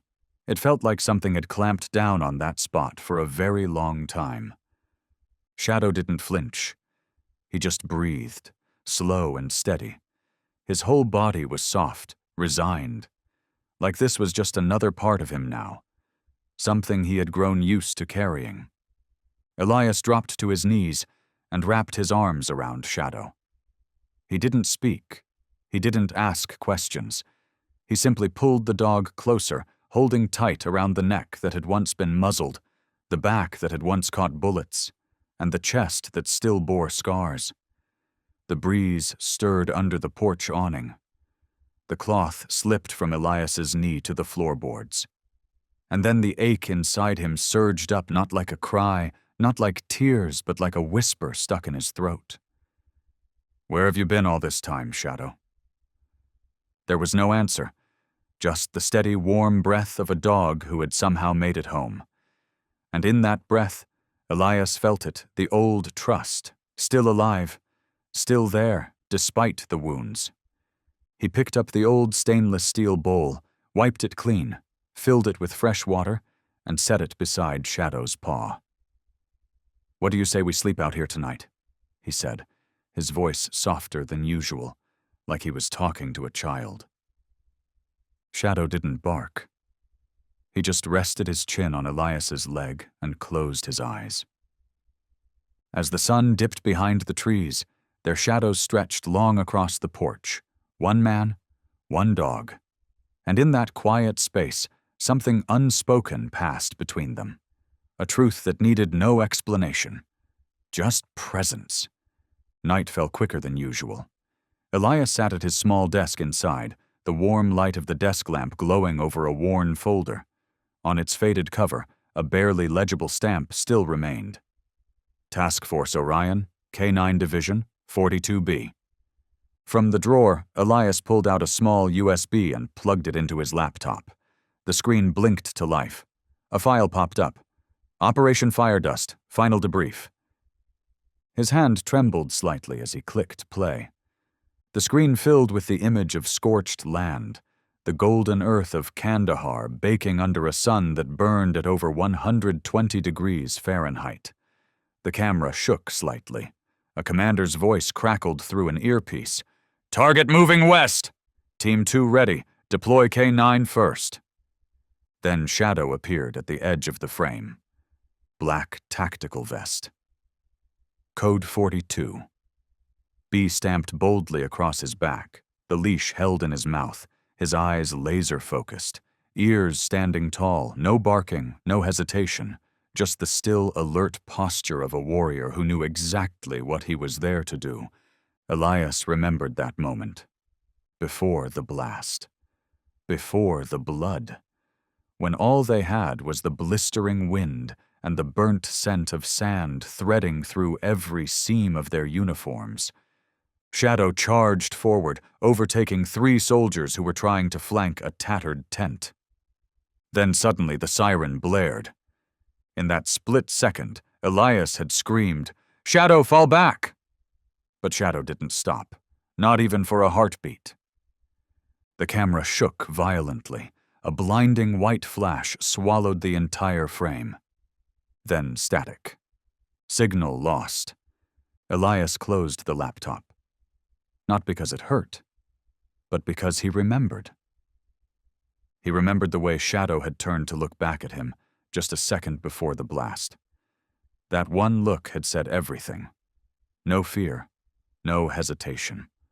Only one message shining in those eyes. Someone in there needs saving. Elias leaned down and opened a drawer. He pulled out an old photograph.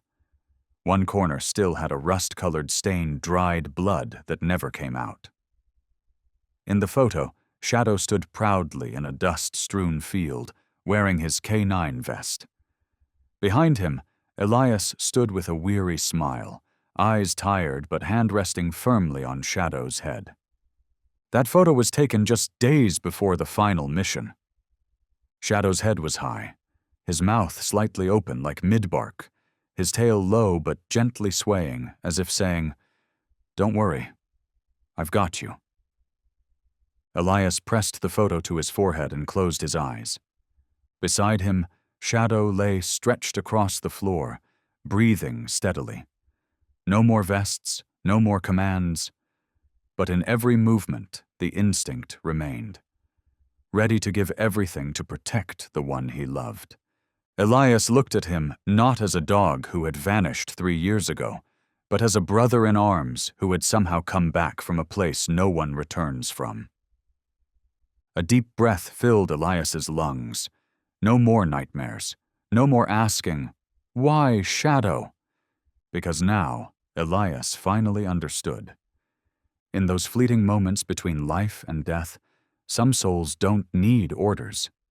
They only need love. The next morning, the sky was quiet and blue. Elias carefully placed the collar back around Shadow's neck. It had been cleaned and polished, the rust scrubbed away. The number 42B was still faintly engraved.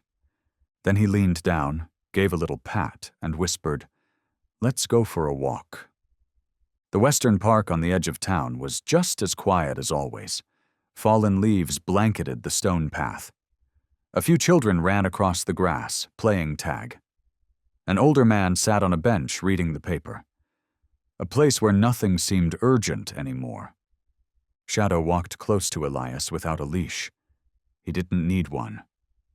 Each step was slow, firm, and mindful, as if he was still listening. To the world, to the wind, to whatever might come. When Elias stopped in front of the little cafe by the lake, Shadow lay down right beside the door, his back to the street, eyes wide open. He wasn't resting. He was guarding. Elias settled onto a stone bench with a hot coffee in hand, his gaze drifting toward the playground across the way. Sunlight filtered through the trees, falling in broken patches that pulsed like breath. Everything felt peaceful, until the sound of breaking glass cracked through the stillness. In a far corner of the park, a middle-aged man was shouting, one hand gripping a glass bottle.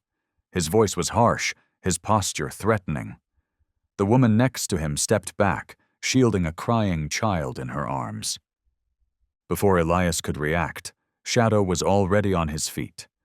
No barking, no growling.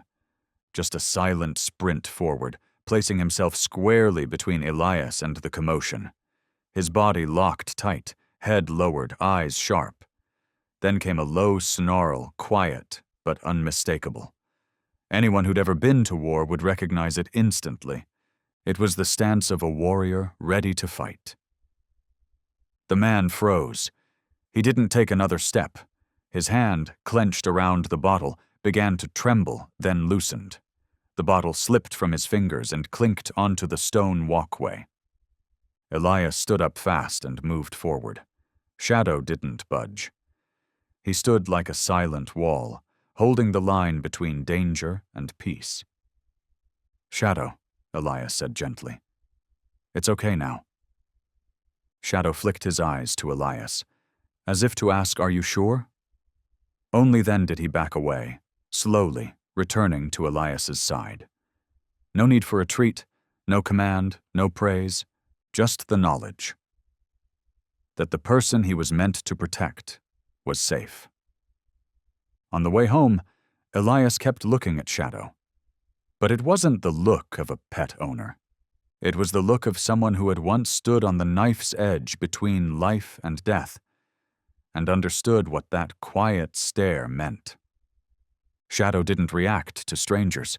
He didn't chase out of instinct. He only moved when real danger appeared. That instinct hadn't faded.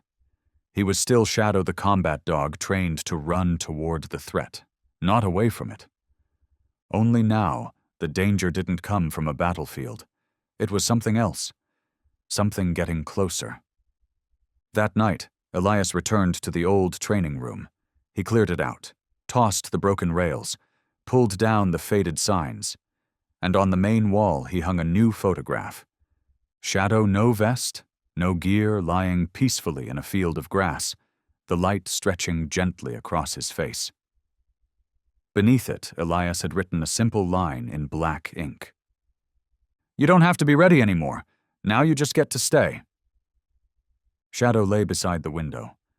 His eyes closed, but his ears still listened. Because maybe that instinct never really went to sleep. That morning, rain tapped gently against the tin roof. Not loud, just soft enough to feel like the world was being washed clean. Elias woke earlier than usual, not for anything urgent, just a quiet pull in his chest like someone had whispered through a dream. "It's time." He walked straight to the old storage room behind the garage. In the far corner sat a weathered steel chest, its rusted latch clinging to a rotting wooden shelf. Elias brushed away the dust and opened it.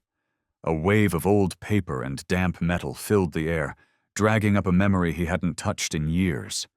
Inside, mission records, discharge papers, photos from the field, and one thick gray folder marked in bold, K9, Code 42B.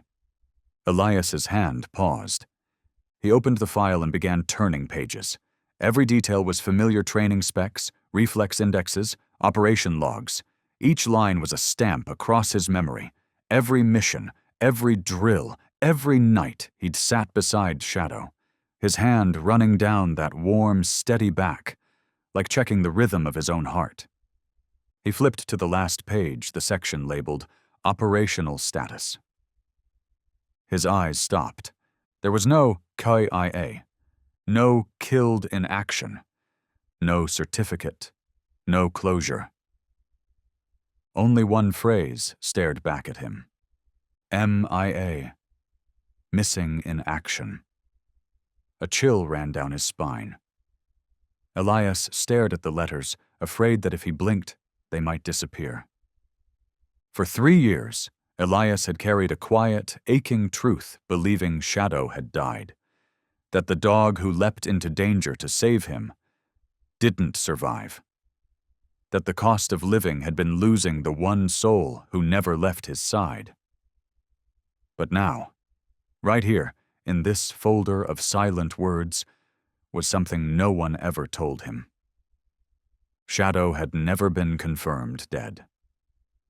The past surged through him like the dust of Kandahar, choking everything in its path. He remembered. After the blast, they rushed him into surgery. He was unconscious for 2 days, and when he finally woke up, the first person he saw was a young nurse. Her voice had been almost too gentle to hear.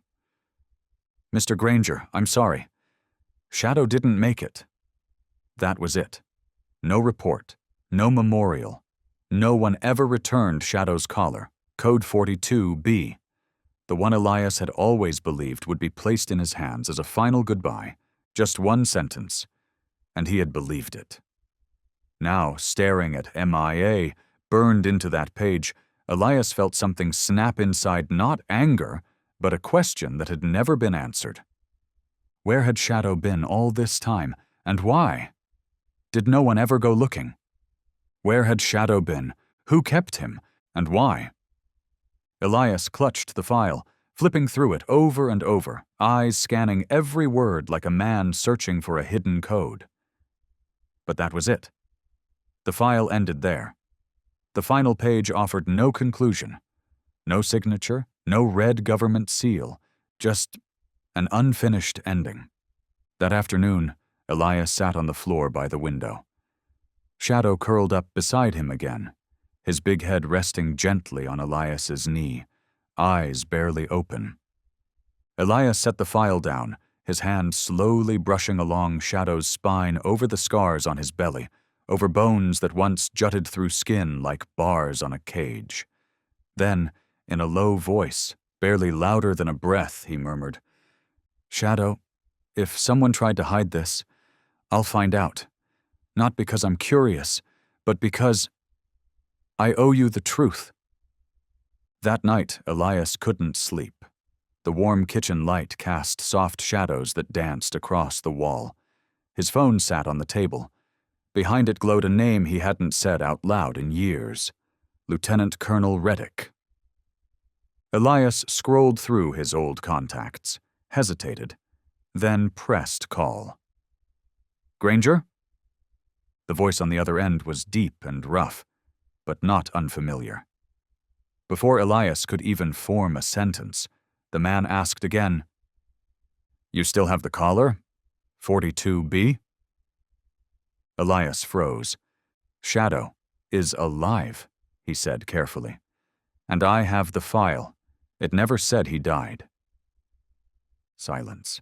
Then a long, heavy sigh spilled through the speaker, like someone finally setting down a weight they were never supposed to carry.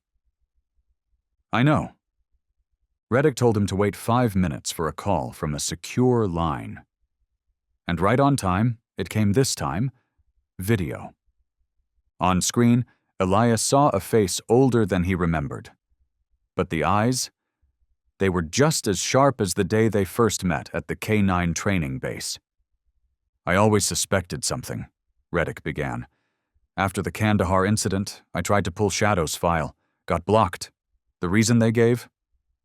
Classified for research delegation. Sound familiar?" Elias gave a slow nod.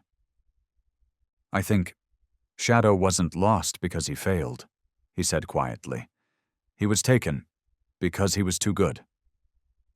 Reddick tapped a few keys. A classified document popped up on the screen. Elias spotted an unfamiliar logo in the bottom corner. Virion Dynamics. "That's the name you'll want to remember," Reddick said.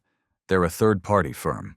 Got clearance to acquire K9 units after deployment, supposedly for behavioral and combat reflex research."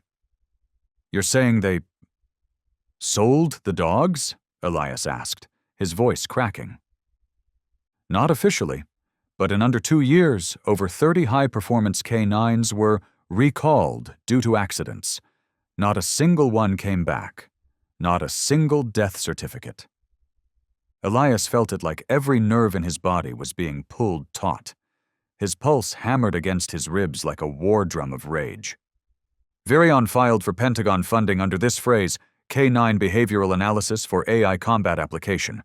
Sound familiar?" Elias didn't answer. Reddick sent a file. There it was, 42B, Shadow, transferred under Class Delta V. Below it, a faded note. "Reprogram potential non-lethal use only." A dog who didn't die, who wasn't freed, just kept, not as a living soul, but as a tool.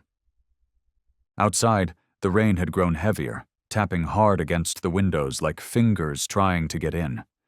Elias turned off the screen. Sat in the dark. Only the wind and the sound of water filled the room. Shadow lay nearby, eyes closed, his breathing steady, like some quiet metronome of memory. Elias slowly stood, picked the file back up from the table, and turned it over. Nothing on the back. But as the desk lamp cast a slanted beam across the folder's spine, something shimmered an uneven layer of glue near the binding, like a page had been torn out. Elias slipped a thin blade beneath the binding, peeled gently, and out fluttered a small piece of paper. No title, No case number. Just a single handwritten line. Check item VX-D9 transferred October 3rd via Bluebird route. Elias didn't know what VX-D9 meant. But Bluebird route? That rang a bell. It was a secure military transport line, often reserved for black site air transfers or quarantined cargo.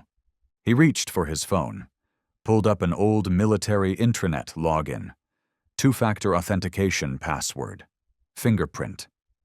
Nearly 30 minutes passed, fingers scrolling, digging, tracing cold digital trails. Until finally, a single backup file surfaced, buried in a 2020 database leak. VX-D9 appeared on the list. Filed beneath, Canine Behavioral Asset, Subject Delta V Class, Location, Redacted, Handler, NA, no name, no contact, no location. Shadow, officially, belonged to no one. Elias stared at that one line. Location, redacted. The destination erased clean, as if it had never existed. But then something clicked. All the related files shared one consistent prefix at the top of each page, VRN-07, and Reddick had said it, Virion Dynamics. Elias dove into his old inbox, filtering through dusty military communications. Emails from forgotten years, old intel briefings, archived links. Finally, a name surfaced. VRN-07, Texas facility, Ridgeview sector. A speck of a compound wedged in the dry highlands of western Texas, just east of a decommissioned mining site. No signage, no public records, no access. But then Elias remembered 3 months ago, he'd skimmed a short article buried on a local news site. Residents report barking and metallic clanging from Ridgeview mine officials declined to comment. His hand slammed the desk. The pieces snapped into place like scattered memories finally falling back into alignment. Near midnight, Elias stepped out the back door. The wind was sharp, the dry scent of prairie grass mixed with a faint trace of machine oil. Shadow was already there, not waiting to be called, not needing permission, just quietly, firmly, standing beside him. Elias didn't speak. He only reached down and fastened the collar again that faded 42B, still etched along the tag, a worn symbol of something unbreakable. Shadow, looks like it's not time to rest just yet. He popped the trunk, pulled out the file, and set it on the passenger seat. Shadow jumped into the back like it was second nature. No bark, no sound, just his gaze locked on the road ahead. Exactly like that last day in Kandahar, only this time Elias would be the one leading. Not into war, but toward the light of the truth. This time, it wasn't a battlefield Elias was leading Shadow into. It was something even more uncertain than the light of the truth. The night in the small town was unusually still. The wind brushed softly across the back lawn, whispering stories only those who had once lost something could truly hear. In the quiet bedroom, a dim lamp glowed on the nightstand. The ceiling fan ticked softly overhead, and Elias lay still, breathing slow and steady after a long, heavy day. Then a subtle movement. Shadow rose, not in a rush, not with alarm, just standing, calm and alert, as if the entire world had stopped breathing. Elias didn't wake immediately, but the shape of Shadow's silhouette, cast on the wall by the soft lamplight, gradually pulled his eyes open. There were no sudden sounds, no clear noise to trigger concern. And yet, something in the air had shifted. He sat up, quiet, reaching for the wool sweater draped over the back of the chair. Shadow hadn't moved, his gaze fixed on the front yard, where the night had swallowed every outline and form into its deepening black. Then Elias heard it. Not an engine, not the crunch of tires over gravel. It was something more subtle, a sound hard to describe, like air being sliced, like the faint tremor of rubber slipping quietly over asphalt. A sound designed to stay unnoticed. He grabbed his flashlight and stepped onto the porch. The wind tugged lightly at his sweater, and in that exact moment, as the beam of his flashlight swept across the road, he saw it. A white van. No headlights, no license plate. The windows were pitch black, reflecting the beam back like a sheet of frozen water. You couldn't see in, and you couldn't see who, if anyone, was behind the wheel. The van crept by at an unnerving pace, not fast, not loud, just slow enough to avoid suspicion, but slow enough to be noticed by anyone paying attention. A feeling crawled across Elias's skin like cold fingers down his spine. He took a step forward, lifting the flashlight to catch the tail of the van, but it had already turned down a side street and slipped behind a line of old willow trees, swallowed by the dark. Elias stood there a long moment, unmoving. Then he turned. Shadow hadn't budged from his place by the front door, still watching, still fixed in the direction the van had gone. He hadn't blinked. 5 minutes. 10. 15. Still Shadow didn't move. His eyes darkened in the low light, not from fear but from recognition. It was as if something old, something buried deep, had been stirred awake. And then a single bark, not loud, not angry, just one. Low, crisp, final, like a signal being sent. Then Shadow sat down, back straight, steady, eyes locked on Elias, waiting for the next move. Elias didn't need to ask. This wasn't a dog reacting to something unfamiliar. It wasn't instinct. It was the calculated stillness of a soldier, not reacting out of fear, but out of recognition. Shadow wasn't sensing danger. Shadow had already identified it. Elias stepped closer and knelt down, resting a hand gently on Shadow's head.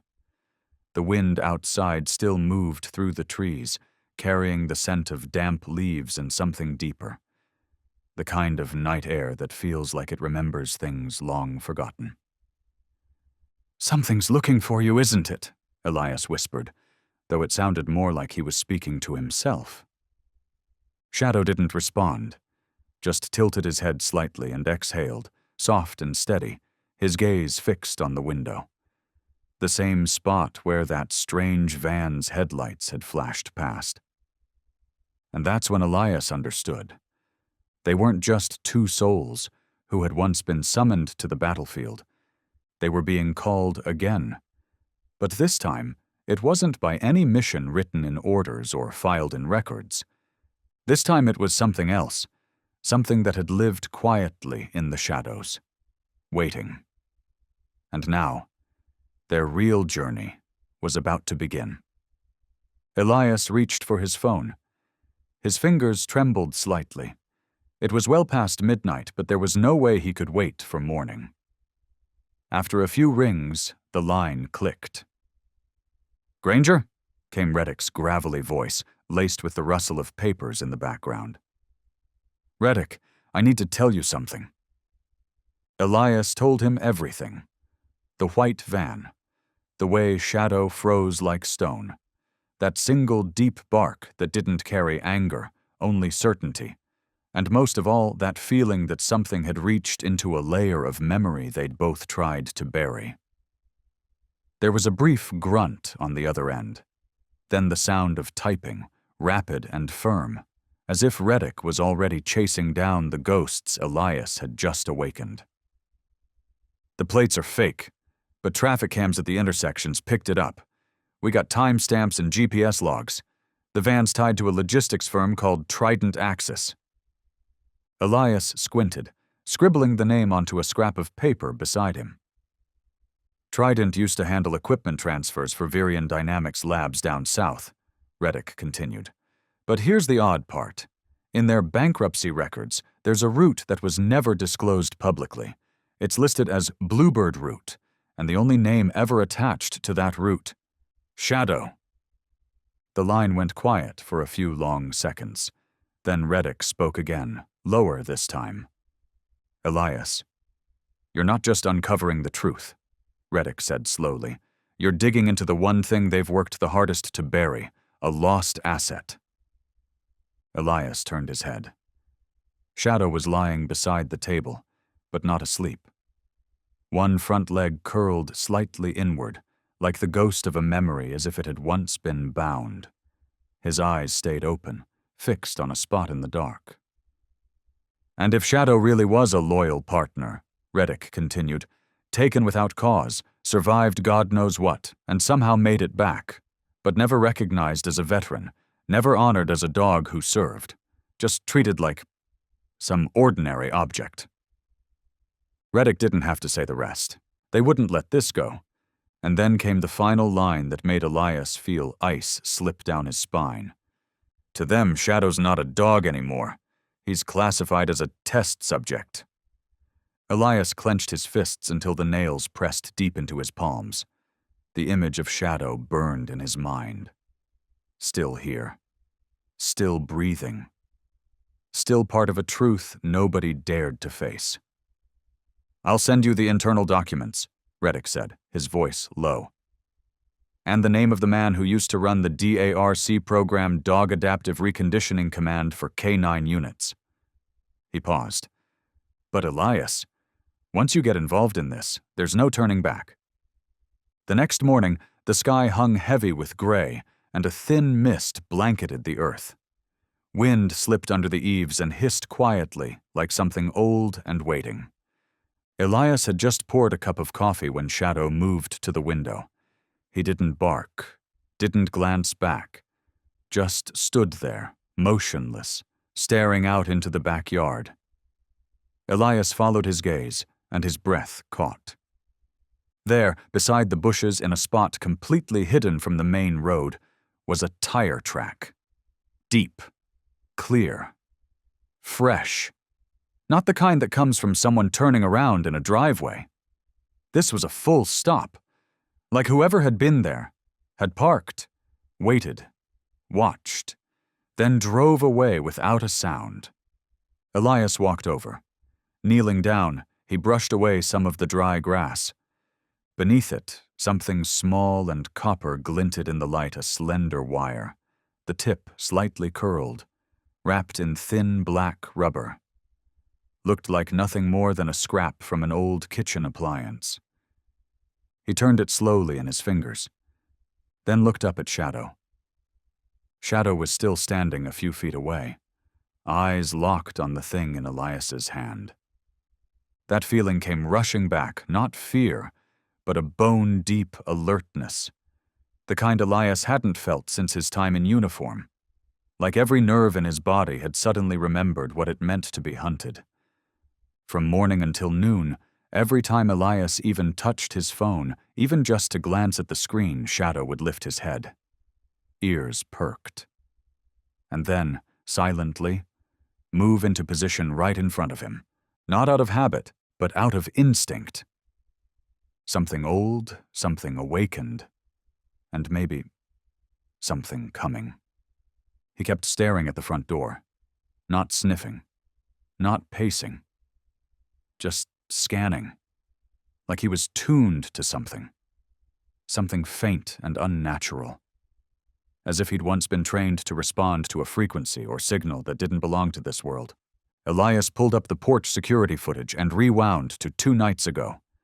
Timestamp 0017. There it was. A white van drifting past, slow and deliberate. No headlights, no plates. It only appeared for a brief second, lit up by the neighbor's motion sensor across the fence. The next night, same time, same van, same eerie quiet. Elias switched over to the indoor feed. Both times, right when the van passed, Shadow, who had been fast asleep, suddenly rose to his feet, walked straight to the front door, and sat. Didn't bark, didn't pant, not a sound. Just alert, not scared, aware, like something deep inside him had stirred, and recognized what no one else could. That afternoon, Elias drove to the local police station with a USB of the footage and the piece of copper wire in his pocket. The desk officer, probably mid-30s, was chewing gum as he half-glanced at the screen. Elias laid out everything: the tire tracks, the van with no license plate, and the strange, unshakable response from Shadow. The officer shrugged. "Probably just some local kids. I mean, who's got the time to stalk a dog in the middle of the night?" Elias didn't respond. Not because he had nothing to say, but because he already knew. From here on out, the answers he needed weren't going to come from people sitting behind desks. On the drive back, a memory surfaced from the very first week of training with Shadow. If a dog like Shadow is still awake, it's because he's already seen something you haven't. That night, Elias stood in front of the bathroom mirror. The steam from the shower fogged up the glass. He reached out, wiped it clean.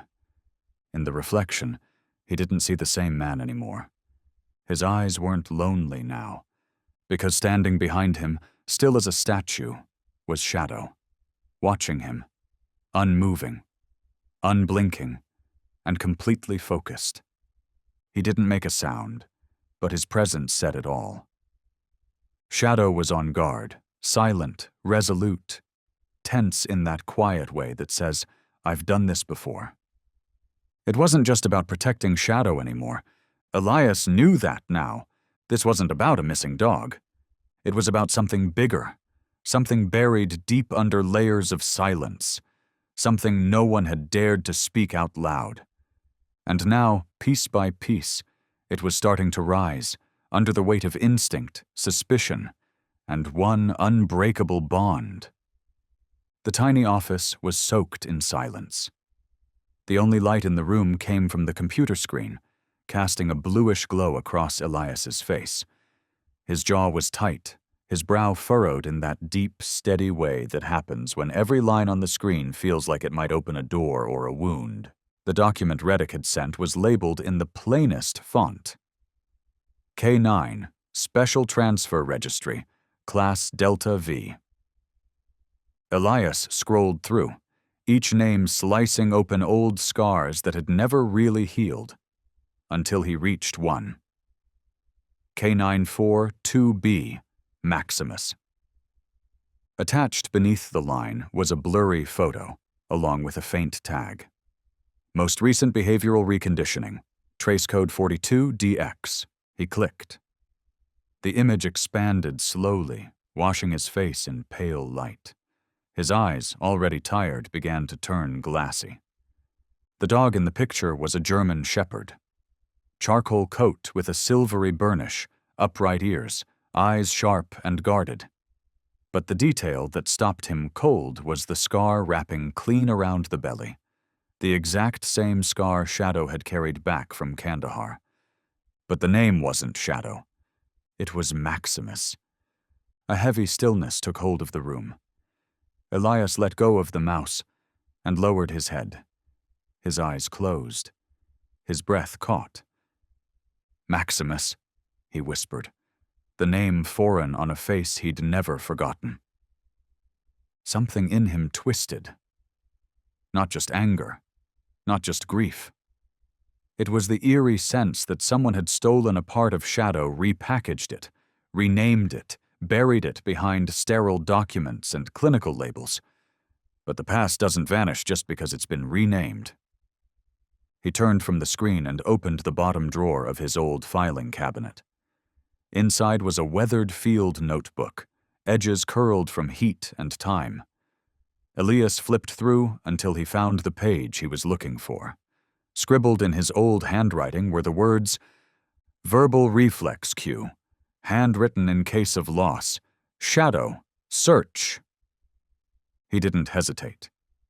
Elias crouched down, eyes locking on Shadow, who lay just a few steps away. He spoke slowly, clearly. "Shadow, search." There was no immediate movement, but then like something stirring deep beneath calm water, Shadow lifted his head. His ears twitched low, then stood again. His eyes blinked once, then twice. And they didn't look at the floor or the room. They fixed right on Elias. He didn't move. He didn't bark. But that look, sharp, trained, waiting, was the look Elias had memorized back at the base. It hit like a punch to the chest. He didn't need proof anymore. Elias turned back to the desk, pulled up the file, and opened the edit field under Identifier. He typed K942B, Shadow, then clicked Save. No one has the right to take away the real name of a dog who once saved a life. No one has the right to erase the past with the stroke of a key. Shadow was still here, and Shadow had never forgotten who he was. He had simply been forced to live beneath a name that never belonged to him. Elias sat still for a long moment. The wind outside began to press harder through the cracks in the doorframe, making the window pane tremble with each gust, as if nature itself was whispering a warning that something was getting closer. Some pasts, no matter how deeply buried, know when to rise again, and some memories, no matter how often renamed, are carved deeper than any number or code ever written. Shadow, Unit K942B, was never Maximus. Never. Elias sat alone in the kitchen, staring at the fresh printout Reddick had just sent. The page was thin, but it carried the weight of 3 years of stolen time. One name stood out in the internal roster: Silas Creed, Director of Strategic Operations, Virion Dynamics. Elias's eyes paused at the bottom corner. A small, clean note, but it hit like a blade. Transfer of subject K942B. Custodial rights confirmed, Creed. He didn't need to read further. When he looked up, Shadow was standing by the window, completely still. But his entire body was stretched tight, like a bowstring drawn to its limit. Elias said the name, softly, only once. Creed. Immediately, Shadow turned. There was no barking, no frenzy, just a low, ragged growl so deep it seemed to rise from somewhere buried inside his chest, from a place that hadn't been touched in years. The fur along Shadow's back bristled. His eyes went darker, pupils narrowed and fixed, like he was bracing for something, not shaking but waiting. Watching Elias, not asking for permission. It was something else. A hesitation that looked like a question, tilted ever so slightly in the head, those eyes locked on Elias like they were searching for understanding. Elias stepped closer, hand extended but not touching just yet. He looked into Shadow's eyes. And there, in that depth, was something that couldn't be explained. This wasn't instinct. This wasn't training. It was trauma. He hadn't seen that look in years, not since those early days on base, when Shadow was first learning to tell the difference between a command and a trap. Elias crouched low, his voice soft and steady. "It was him, wasn't it?" Shadow turned immediately. No barking, no snarling, just a deep, guttural growl. It came from somewhere buried far inside him, thick and raw, like it had been sealed away for years, and was finally clawing its way back out. The fur on Shadow's back stood on edge. His eyes darkened, locked onto Elias with an intensity that didn't waver. He didn't tremble. He didn't flinch. He simply waited, posture frozen, not for permission, but for understanding. He tilted his head slightly, studying Elias like he was asking the question without words. Elias stepped closer, reaching out his hand, but stopped short of touching. He looked into Shadow's eyes, and what he saw wasn't just alertness. It wasn't instinct. It was trauma. A look Elias hadn't seen in years. Not since the early days of training at base camp, when Shadow was still learning the difference between a command and a trap. Elias crouched low, his voice soft and steady. "It was him, wasn't it?" Shadow didn't move, but Elias felt it, an unease rising through the silence, that deep, unsettled pull inside, whispering that this wasn't just a memory. It was something still alive. He opened the supplemental file. Under the section labeled Neural Conditioning History, Delta V Subject, one nearly erased line appeared. Subject displays heightened response to verbal trigger CREED, emotional regulation, incomplete. In the corner, a note. Logged by DARC Camp 12, Level B Lab. Elias closed his eyes and pressed his lips together. He had hoped, if Shadow survived, that maybe, just maybe, he had been sent somewhere safe. Some recovery facility, a home. Not left to be poked and wired and broken in a lab coat world where nothing had a name, only a barcode. A dog doesn't get to choose who holds the leash. But now, Shadow was free of leashes. Elias turned his gaze back. Shadow was right there beside the chair, unmoving, eyes pinned on the open file as if he could read every word. And then Elias spoke. Quietly. Not as an order, but as a vow to an old friend. I won't let that name show up in your life again. Not ever. I promise. Shadow lowered his head gently and touched his nose to Elias's leg. It was such a small gesture, but it held the weight of complete trust. And Elias understood. From that moment on, this wasn't just about uncovering a buried memory.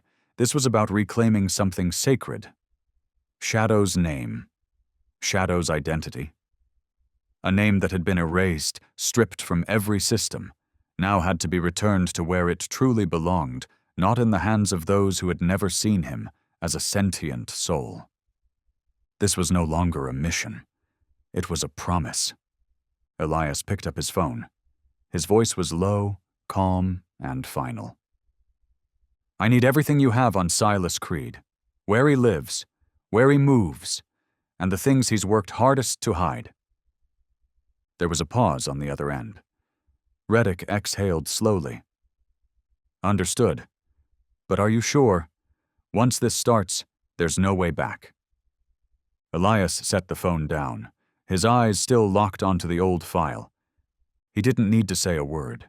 His face said everything. Something had shifted inside him. Something deep. Something loud. 3 years.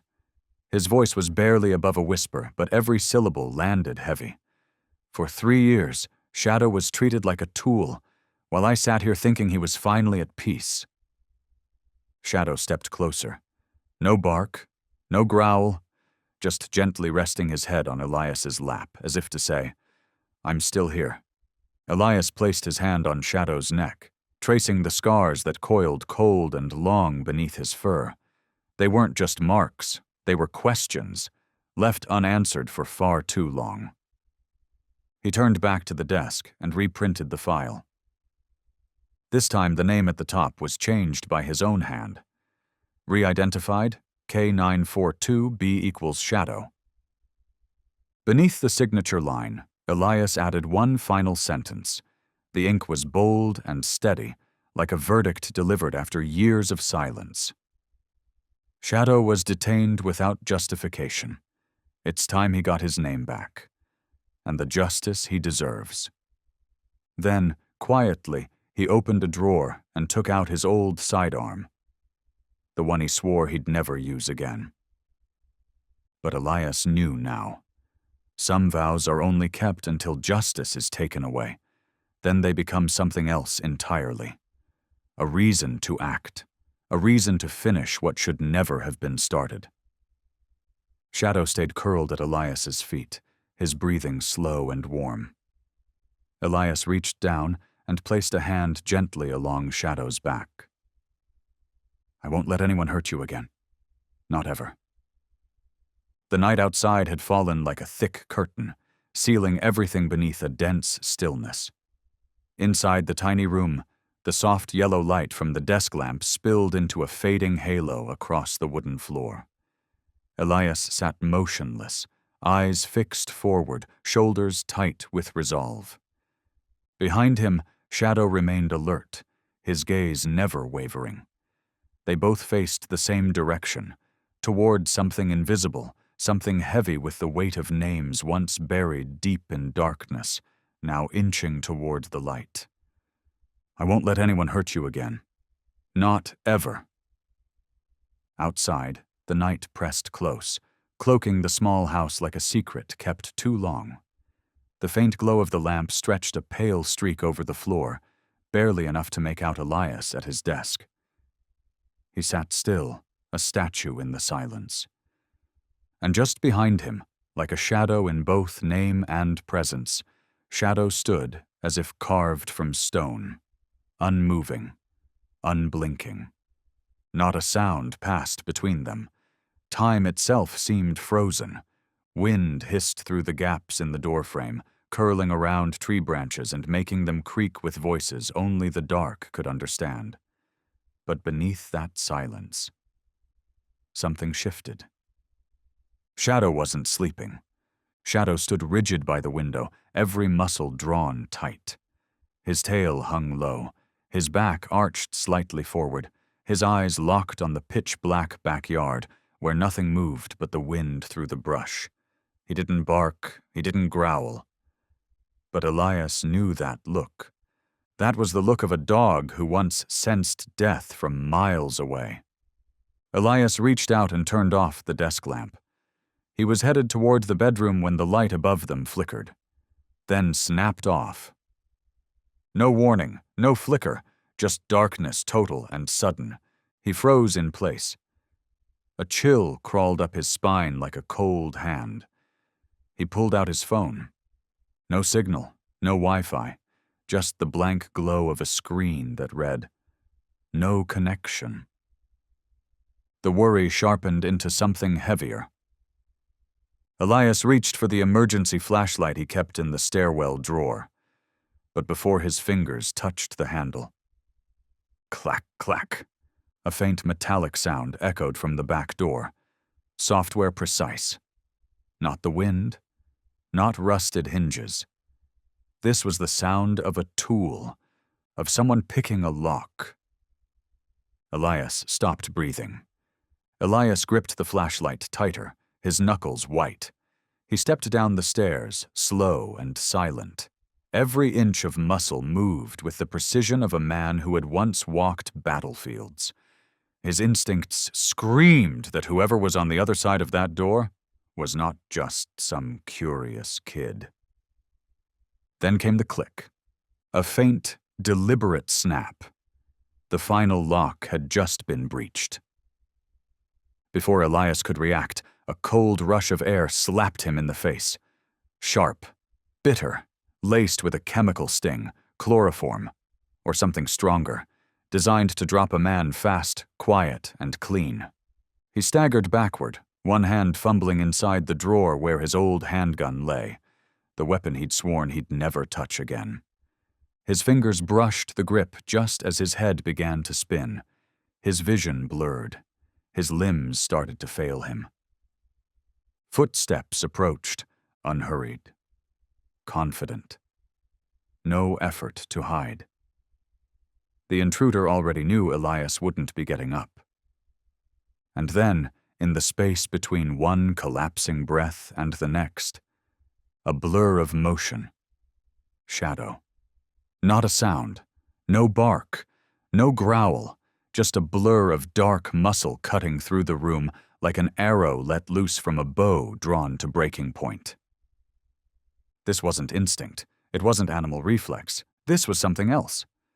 This was the strike of a soldier, one who had waited 3 long years for the moment to defend the only family he had left. Shadow didn't hesitate, didn't check, didn't falter. In a heartbeat, he was across the room. His paws touched down with the weight of air itself, every sinew flexed tight, a storm in motion, and in the heavy silence he moved like smoke, invisible but unstoppable. The intruder was still hunched low, one hand reaching for the weapon at his hip, when Shadow hit.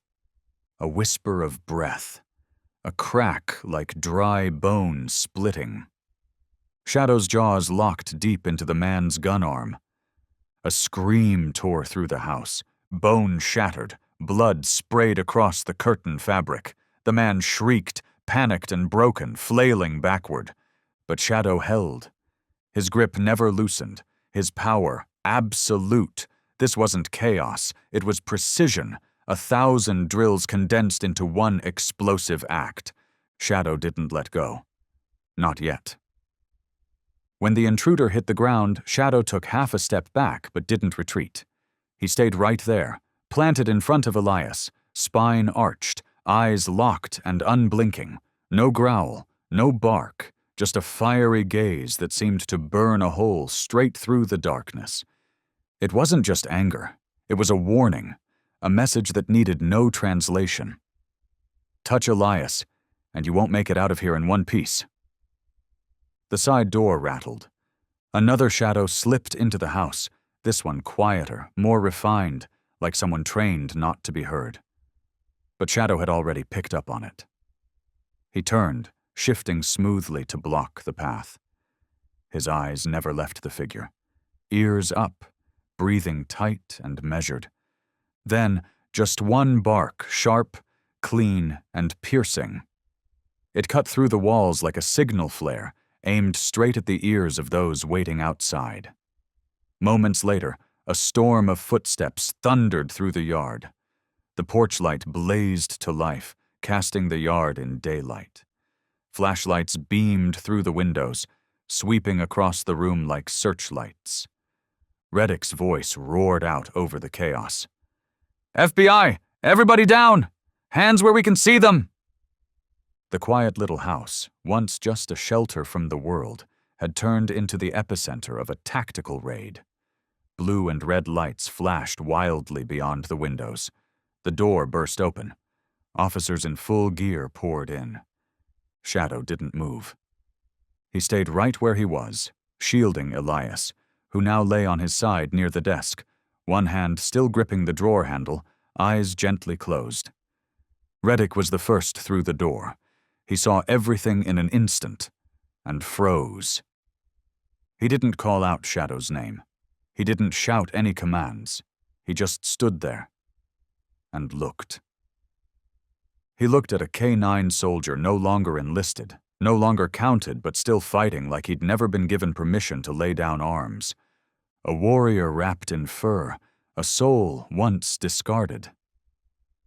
And that night, beneath the flare of floodlights and the wail of sirens, no one had any doubts left. Shadow wasn't just living evidence. Shadow was the reason the truth would finally be dragged into the light. A warrior, in the form of a dog the world once chose to forget. And under those swirling lights, that dog had just reminded them all he never forgot who he was. Elias lay unconscious. Right beside him, Shadow stood guard, chest squared over Elias's body, paws planted firm against the wooden floor, muscles rigid, mouth streaked with blood. The two intruders were sprawled across the room. One was out cold. The other groaned in agony, his arm twisted unnaturally where Shadow had broken it, blood spreading across the floor like spilled ink. No one moved. The room hung in stunned silence. Reddick stepped forward and crouched by the wounded man's arm. The bite was deep, strong, but not lethal. He looked up at Shadow, his voice barely a whisper. He knew when to stop. Another officer moved swiftly, pulling items from a black canvas bag. A combat knife, an unregistered handgun, a signal jammer. But what made the entire room hold their breath was a steel nameplate, glinting under the flashlight, etched with a mercenary unit's serial code. This wasn't some petty break-in, one officer murmured. They were trained and sent. Reddick's eyes shifted to Shadow, his face still marked with blood. But those eyes, they burned with clarity, with command. Not the eyes of a frightened animal, but those of a soldier, one doing exactly what he was born to do. Elias stirred. His eyelids trembled. then slowly opened. The first thing he saw was Shadow's eyes, gazing down at him. Shadow had curled beside him, his head resting on Elias's chest, breath calm and steady like the tide. Elias reached up, his fingers brushing the fur along Shadow's back. His voice cracked, heavy with emotion. "You're really here." Shadow didn't move, but something in his body softened, like a weight had finally been lifted after years of silent waiting. Reddick knelt beside them and placed a firm hand on Elias's shoulder. "We just touched something bigger than we thought, and the people keeping it buried won't stay quiet for long."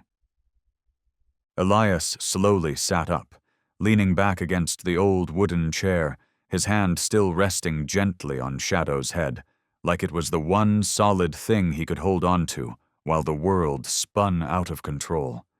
In the dim glow from the flashlight that had rolled under the table for the first time since that explosion years ago, Elias didn't see a damaged creature. He saw a friend, a warrior, a reason to keep going. With his back pressed to the chair and his hand resting on Shadow like a promise, Elias finally understood. Shadow wasn't just a dog. Shadow was what was left of everything worth fighting for. The front door slammed open without warning. In rushed the local police and Reddick's tactical unit, armor-clad and weapons raised, flashlight beams sweeping through the space like searchlights in a battlefield. But as their lights passed over the living room, everyone froze. Elias lay unconscious on the floor. Right over his chest stood Shadow, unmoving. The German Shepherd's body blocked Elias like a living shield. Blood stained the corners of Shadow's mouth. Just feet away, the two intruders were down. One lay completely limp, out cold. The other clutched a shattered arm, moaning in pain. Blood from his wound soaked into the rug, painting it red thread by thread. No one said a word. The room fell into a silence so heavy it chilled to the bone. Only the sound of ragged breathing and stunned disbelief lingered in the air. Reddick stepped closer, crouching beside the groaning mercenary. The bite mark was vicious, deep, and unforgiving, but deliberately placed. It missed any artery or fatal spot. Reddick exhaled, casting his eyes toward Shadow, murmuring almost to himself. He knew when to stop. Another officer opened a tactical bag left behind. Inside were items that made every stomach turn: a military-grade dagger, an untraceable handgun, a mobile signal jammer, and a professional lock-picking kit. But it was the last item that turned the room to stone. A cold steel nameplate, the kind worn only by contract soldiers. Its numbers were engraved deep, no mistake about what kind of men these were. A young officer broke the silence. "These weren't burglars. Someone paid them to come here." Shadow hadn't moved. He stood like a statue carved from instinct and memory. His eyes were locked onto the man writhing in pain, not with hatred, not with fear. Just a calm, measured stare. The stare of a protector who had waited too long for this moment. Elias stirred. At first, his vision was blurry, swimming in the low light, but he could feel warmth pressed against him like a heartbeat outside his own body. Shadow's head rested softly on his chest. His breath slowed, rhythmic, steady. A quiet signal in the chaos, whispering, "It's over now." Elias raised his hand, his fingers finding the thick fur at the back of Shadow's neck. He ran his hand along the coat, warm, soft, and trembling slightly beneath his touch. It was real. So was the moment. Like his own pulse, coming back to him. "You're really here." No more words were needed, no explanation, just that feeling. Shadow hadn't left, Shadow hadn't turned away, and in that moment, Elias knew something had returned. Not a memory, but a vow, a promise made in dust and gunpowder, now alive again in breath, in muscle, in unshakable loyalty. Reddick knelt beside them, his expression softening, voice low. "This isn't just your story anymore, Elias. They know you still have him. And trust me, they will come back." Elias didn't flinch. He didn't argue, didn't show fear.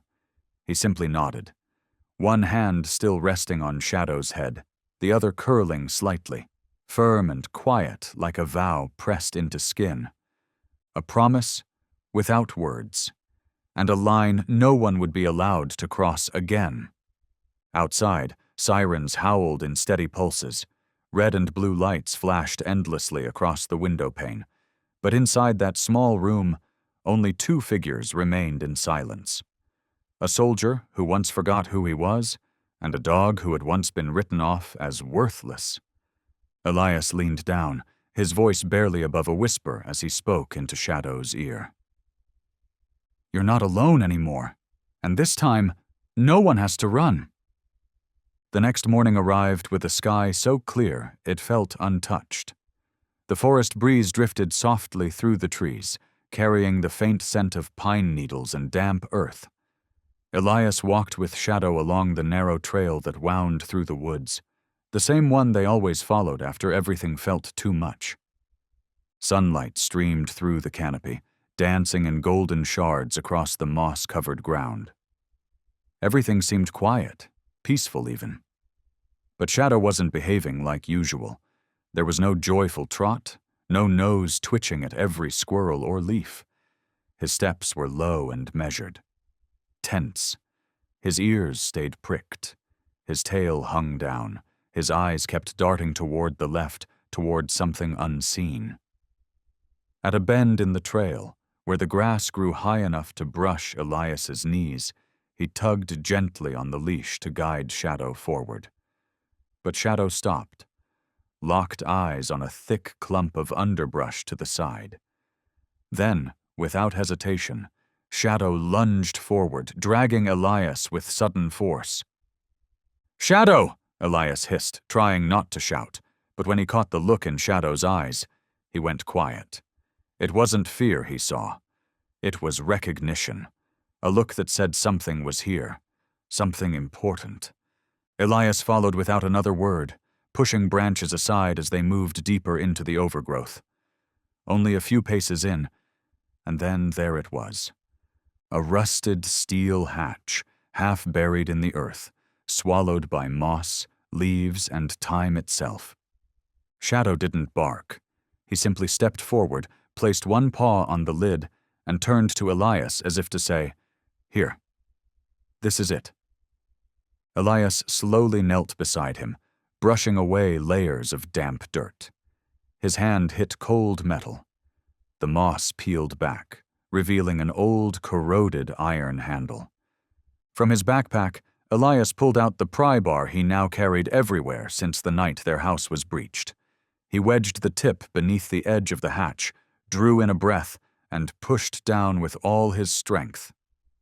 Kirk! The sound of metal creaking echoed sharply through the trees. A cloud of dust burst into the air, thick with the stench of rust, mildew, and something long decayed. Together, Elias and Shadow stared down into the opening. They couldn't see where it led, only darkness. A narrow path, sinking deep into the earth. Elias reached over, resting his hand on Shadow's head. "We found it. The door to the past. And this time, no one's getting buried in it again." Shadow didn't move. He didn't need to. He just stood there, silent, waiting for Elias to take the next step. Below them, the bunker waited. And with it, the truth is finally ready to be called by its rightful name. Inside the bunker, the air was heavy and stale, like the weight of years pressing down on every breath. Elias flicked on his flashlight, its dim beam slicing through the darkness, barely enough to reveal the edges of the room. Shadow stayed close, never more than a step behind, his eyes constantly scanning, alert to even the faintest sound. Each footstep echoed along the concrete floor, cold and unwelcoming. The silence clung to them like fog. They turned a corner and found them a pile of old documents, some labeled with red stamps. DARC Confidential. Not government, not military, something hidden, something that had never wanted to be found. Next to the papers were black and white photographs, weathered and torn, but unmistakable. In one of them, Shadow, back when they called him Maximus, was chained with heavy iron links. His muzzle was bloodied, his eyes wide open in agony, begging for help. Elias's breath caught. His knees gave out and he sank to the floor. His hands trembled as he lifted the photo. His lips were dry, his voice brittle. "They tortured you for 3 years. Is that true?" Shadow stepped forward. No growling, no barking. He just rested his head gently on Elias's shoulder, a quiet gesture that said everything. "You're not alone." Elias kept searching. His fingers brushed over a small notebook wedged between files. He flipped it open and froze. Pain threshold testing. Subject K942B exhibits high resistance to sedation. Increase shock pulse frequency. A line of words that reads more like a war crime than medical research. His eyes burned. He pulled the metal box closer, the one labeled Silas Only, and held it tight against his chest like a lifeline. Not just evidence now, this was testimony. Shadow wasn't just a victim. Shadow was a living witness to a hidden system of cruelty, cloaked in silence and sealed behind doors no one dared open. He didn't need to wonder anymore. He knew exactly what needed to happen next. This couldn't stay buried. This couldn't be forgotten. He clenched the box in both hands, as if it held the weight of everything that had ever been silenced. Elias looked at Shadow, who stood quietly at his side, and for the first time in a long while, he let himself feel the strength of that presence.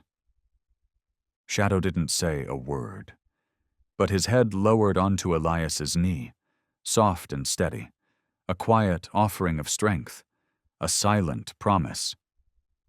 And in that moment, Elias made one too. No more hiding, no more secrets. No matter the cost, this truth, Shadow's truth, was going to be seen. Elias grabbed his phone without hesitation and called Reddick, the one man he trusted to do this the right way. Not with rage, but with justice. His voice was hoarse, trembling slightly, but steady in its resolve. "I have everything," he said. "The documents, the photos, the hard drive. I need your help to bring this out. The right time, the right way." On the other end, Reddick was silent for a few moments. Then his voice came through, calm and low. "Send me your location. I'll be there." Elias looked down at Shadow. His eyes were tired, but they held something steady now, something deeply anchored. "They erased your name like you were just some number, but memories can't be deleted. And now I'll make sure the world knows your real name." He carefully packed the files, photos, and hard drive into his backpack, zipping it shut with quiet finality. With one last glance around the bunker, Elias and Shadow stepped out into the morning air. The heavy steel door slammed behind them, sealing away the shadows of what had been.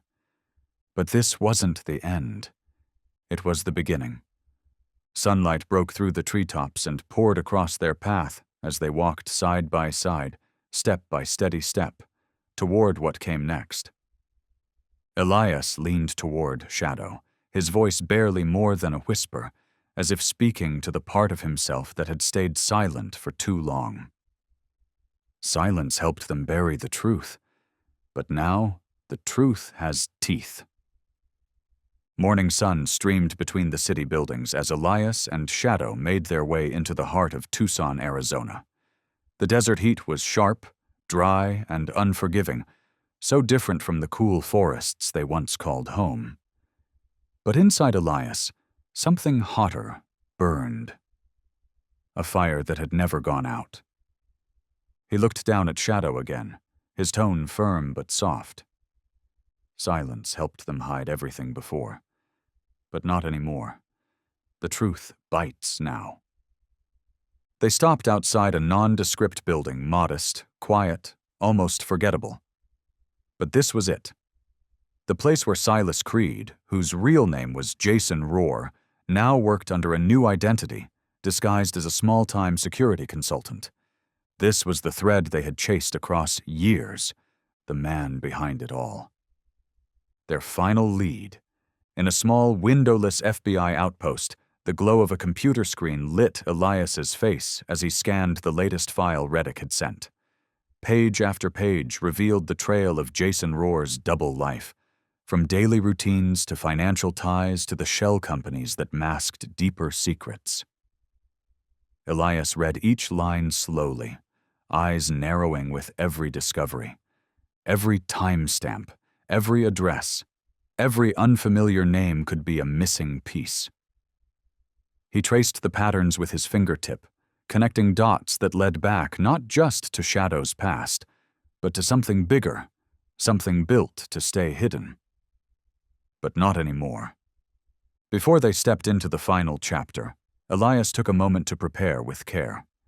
He checked Shadow's leash and adjusted the collar that still bore the old serial number. It fit snugly around Shadow's neck, like a memory that refused to fade. Elias looked deep into Shadow's eyes. Those eyes were calm, unwavering, and free of fear even after all they'd endured.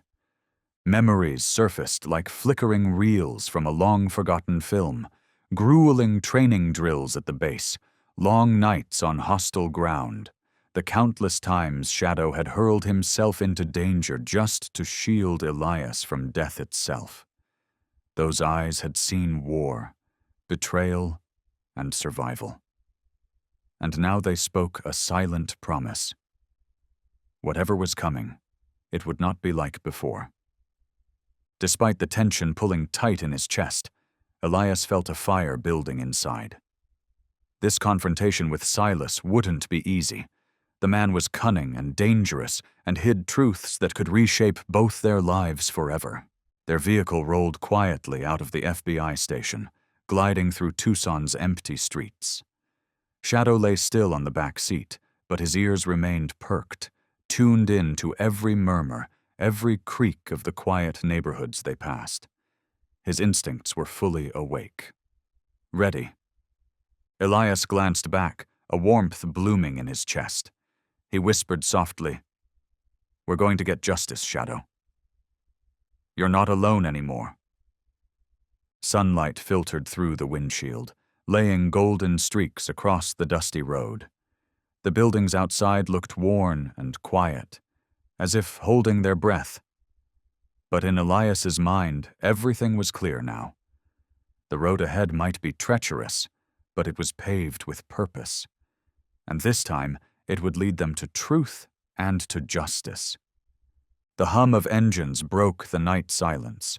Patrol lights danced across dark walls, sweeping slowly around the small house where Silas Creed was hiding. Everything held still, like the world itself had paused for the showdown it knew was coming. Elias stood outside, Shadow beside him, never straying. Shadow's body was tense but still. His ears were upright, his eyes locked on the wooden door ahead. There was no fear in his posture, no hesitation. Only alertness, only readiness, like he could feel every heartbeat behind that door. Then, the door creaked open, slowly, and Silas Creed stepped out. His frame was still, his expression was composed, but his eyes, sharp as broken glass, betrayed the tension beneath. And Shadow? Shadow didn't bark. Shadow didn't lunge. He growled, low, resonant, and final. That growl wasn't noise. It was a declaration, a line drawn in blood and bone. "You're not escaping this time." The FBI team stood frozen, taken aback by the sheer weight of Shadow's presence. He needed no command, no words. His body, his glare, carried a message louder than any shout. He was no longer just a K9. He was the voice for every name erased, every pain endured, every truth silenced. And now, the reckoning had arrived. Silas knew the moment had come. His eyes darted from Shadow to Elias, scanning for a way out, a weakness, anything. But there was no escaping what was unfolding. No fast-talking his way through. No more hiding behind shadows. This wasn't just about the law catching up, it was something deeper. Something that had teeth. Elias leaned in close to Shadow, his voice low and steady as stone. He remembers everything now, Shadow. He's not falling for it again. The silence between them was thick, humming with tension. Shadow's eyes stayed locked on Silas, not blinking, not backing down. In that unbroken stare was a storm of judgment, like Shadow himself was weighing the man's soul. Then, with sharp precision, the trap was sprung. Elias gave the nod. The FBI team moved in sync, swift and unrelenting. In a blur of movement, Silas was restrained. Cold steel snapped around his wrists. The weight of justice came down with a final click. Shadow didn't move. He didn't need to. His job wasn't done until Silas was out of sight. Those eyes followed every step, burning holes through the back of the man who had tried to erase him from history. Elias let out a breath he didn't realize he'd been holding. He placed his hand gently on Shadow's head, the familiar warmth seeping into his palm. For the first time in years, he felt something like peace. The mission wasn't over. They had miles to go, truths to unearth, and voices to give back. But tonight, they'd taken down a giant. Outside, Tucson slept beneath a veil of desert darkness. Patrol lights flickered across broken sidewalks and cracked windows. Inside that quiet, old house, something ancient had shifted. A secret, rotting for years, had finally been pulled into the light. Silas Creed stood frozen in the white glare of FBI flashlights, his breath sharp and uneven. He tried to hold his composure, but the way his fingers twitched gave him away. The truth had caught him, and this time, it had 4 legs. The agents closed in. Rights were read. A name was spoken, one that Silas had used to hide, but there was no hiding anymore. The cuffs closed around his wrists like a period at the end of a long, brutal sentence. Shadow stood firm beside Elias, his body blocking the exit like a fortress of fur and fury. No barking, no growling, just a stare so sharp it could carve regret into stone. In that moment, Shadow didn't need to speak. His silence roared. There was no forgiveness here, only reckoning, and the message was clear. Betrayal ends now. Elias let out a soft breath, his hand gliding gently through Shadow's thick fur as if trying to pass along his strength, his gratitude. He looked deep into those unwavering eyes and found something that hadn't changed, not through fire, pain, or betrayal. Shadow's quiet resilience. Yes, Silas had been captured. The mastermind. The man behind the chain of suffering that had broken so many lives, including Shadow's. But Elias knew this wasn't the end. The road to justice was still long. Behind Silas, there were other shadows hiding in silence, pulling strings and playing gods. Still, today, something sacred had been restored. Shadow was no longer a discarded tool, no longer a name erased from the record. Today, he was seen for who he truly was, a soldier, a friend, a living testament to the truth. Around them, officers swept the scene, collecting weapons, documents, and the traces left behind by a machine built for secrecy and violence.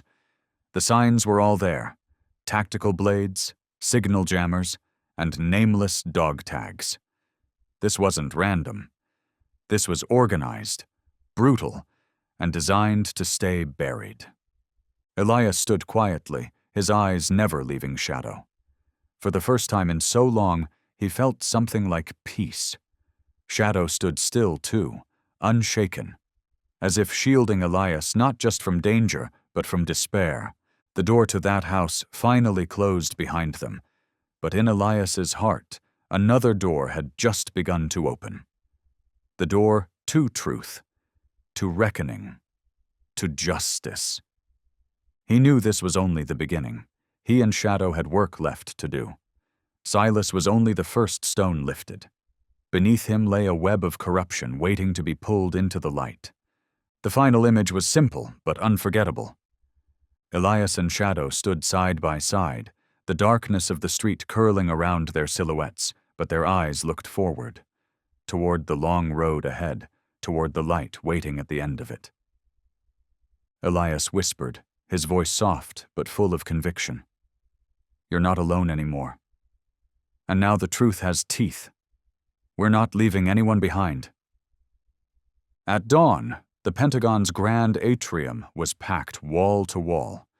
Golden light poured over polished floors, casting a warm glow on the flags and gleaming medals overhead.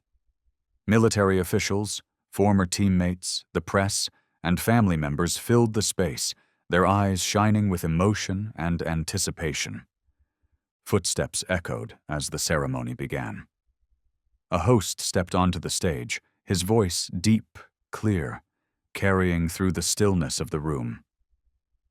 "Today we gather to honor a very special soldier, Shadow German Shepherd, designation K942B, a loyal partner, a silent hero, a warrior who braved the unthinkable, who saved lives not with words, but with heart."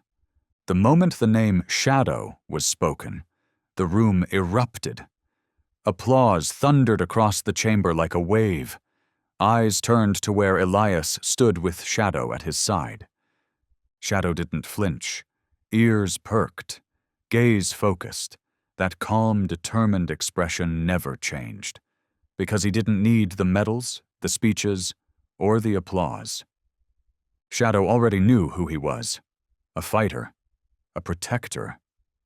And now, finally, a name the world would never forget. When it came time to receive the honor, Shadow didn't step onto the stage. Instead, Shadow gently rested his head against Elias's leg, as if to say, "The greatest reward is being here with you, the one who walked through every dark day with me."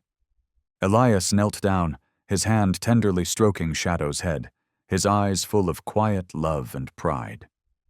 That simple image man and a dog, side by side, no words, no grand gestures, silenced the entire room. You could feel it.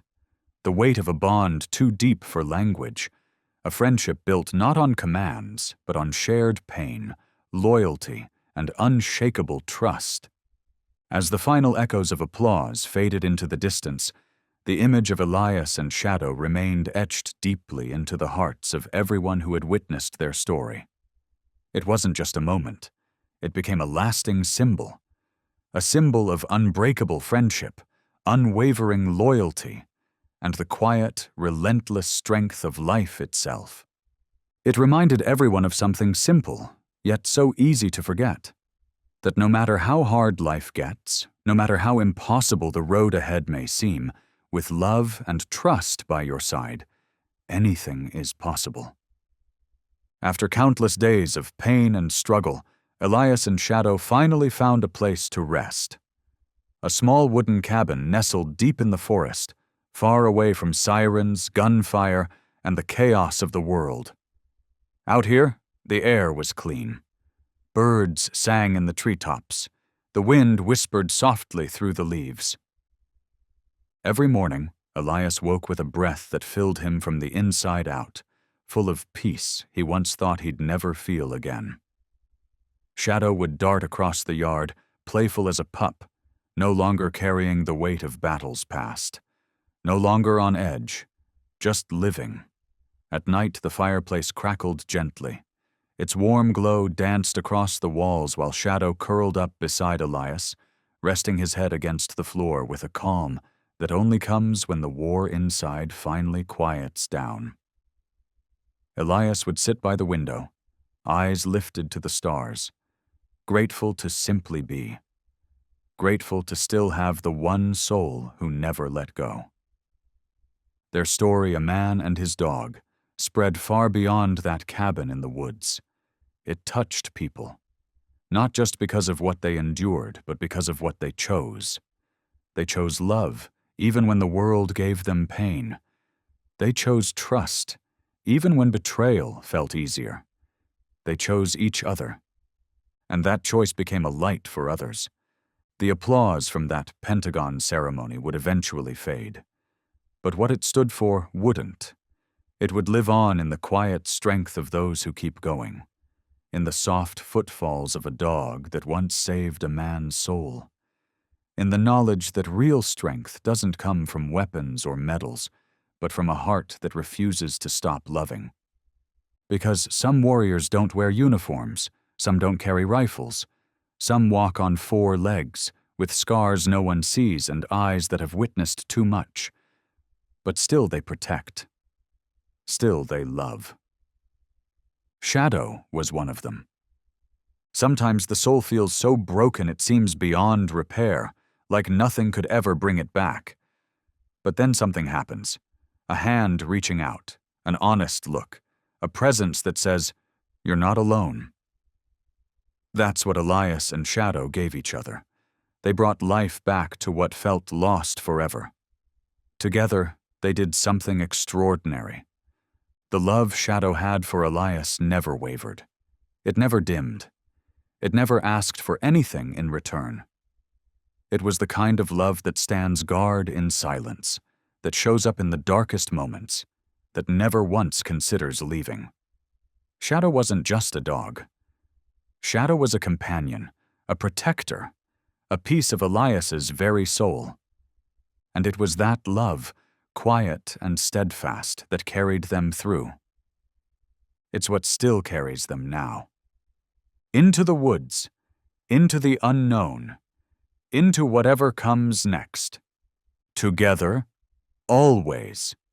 The story of Elias and Shadow is not just about a man and his dog. It is a powerful lesson in perseverance, loyalty, and the strength of true love. No matter how hard life gets, if you have someone who walks beside you with honesty and trust, you can overcome anything. That's the message their journey leaves for all of us. That love, resilience, and loyalty are invisible warriors. You can't hold them in your hands, but they're stronger than any weapon in the world.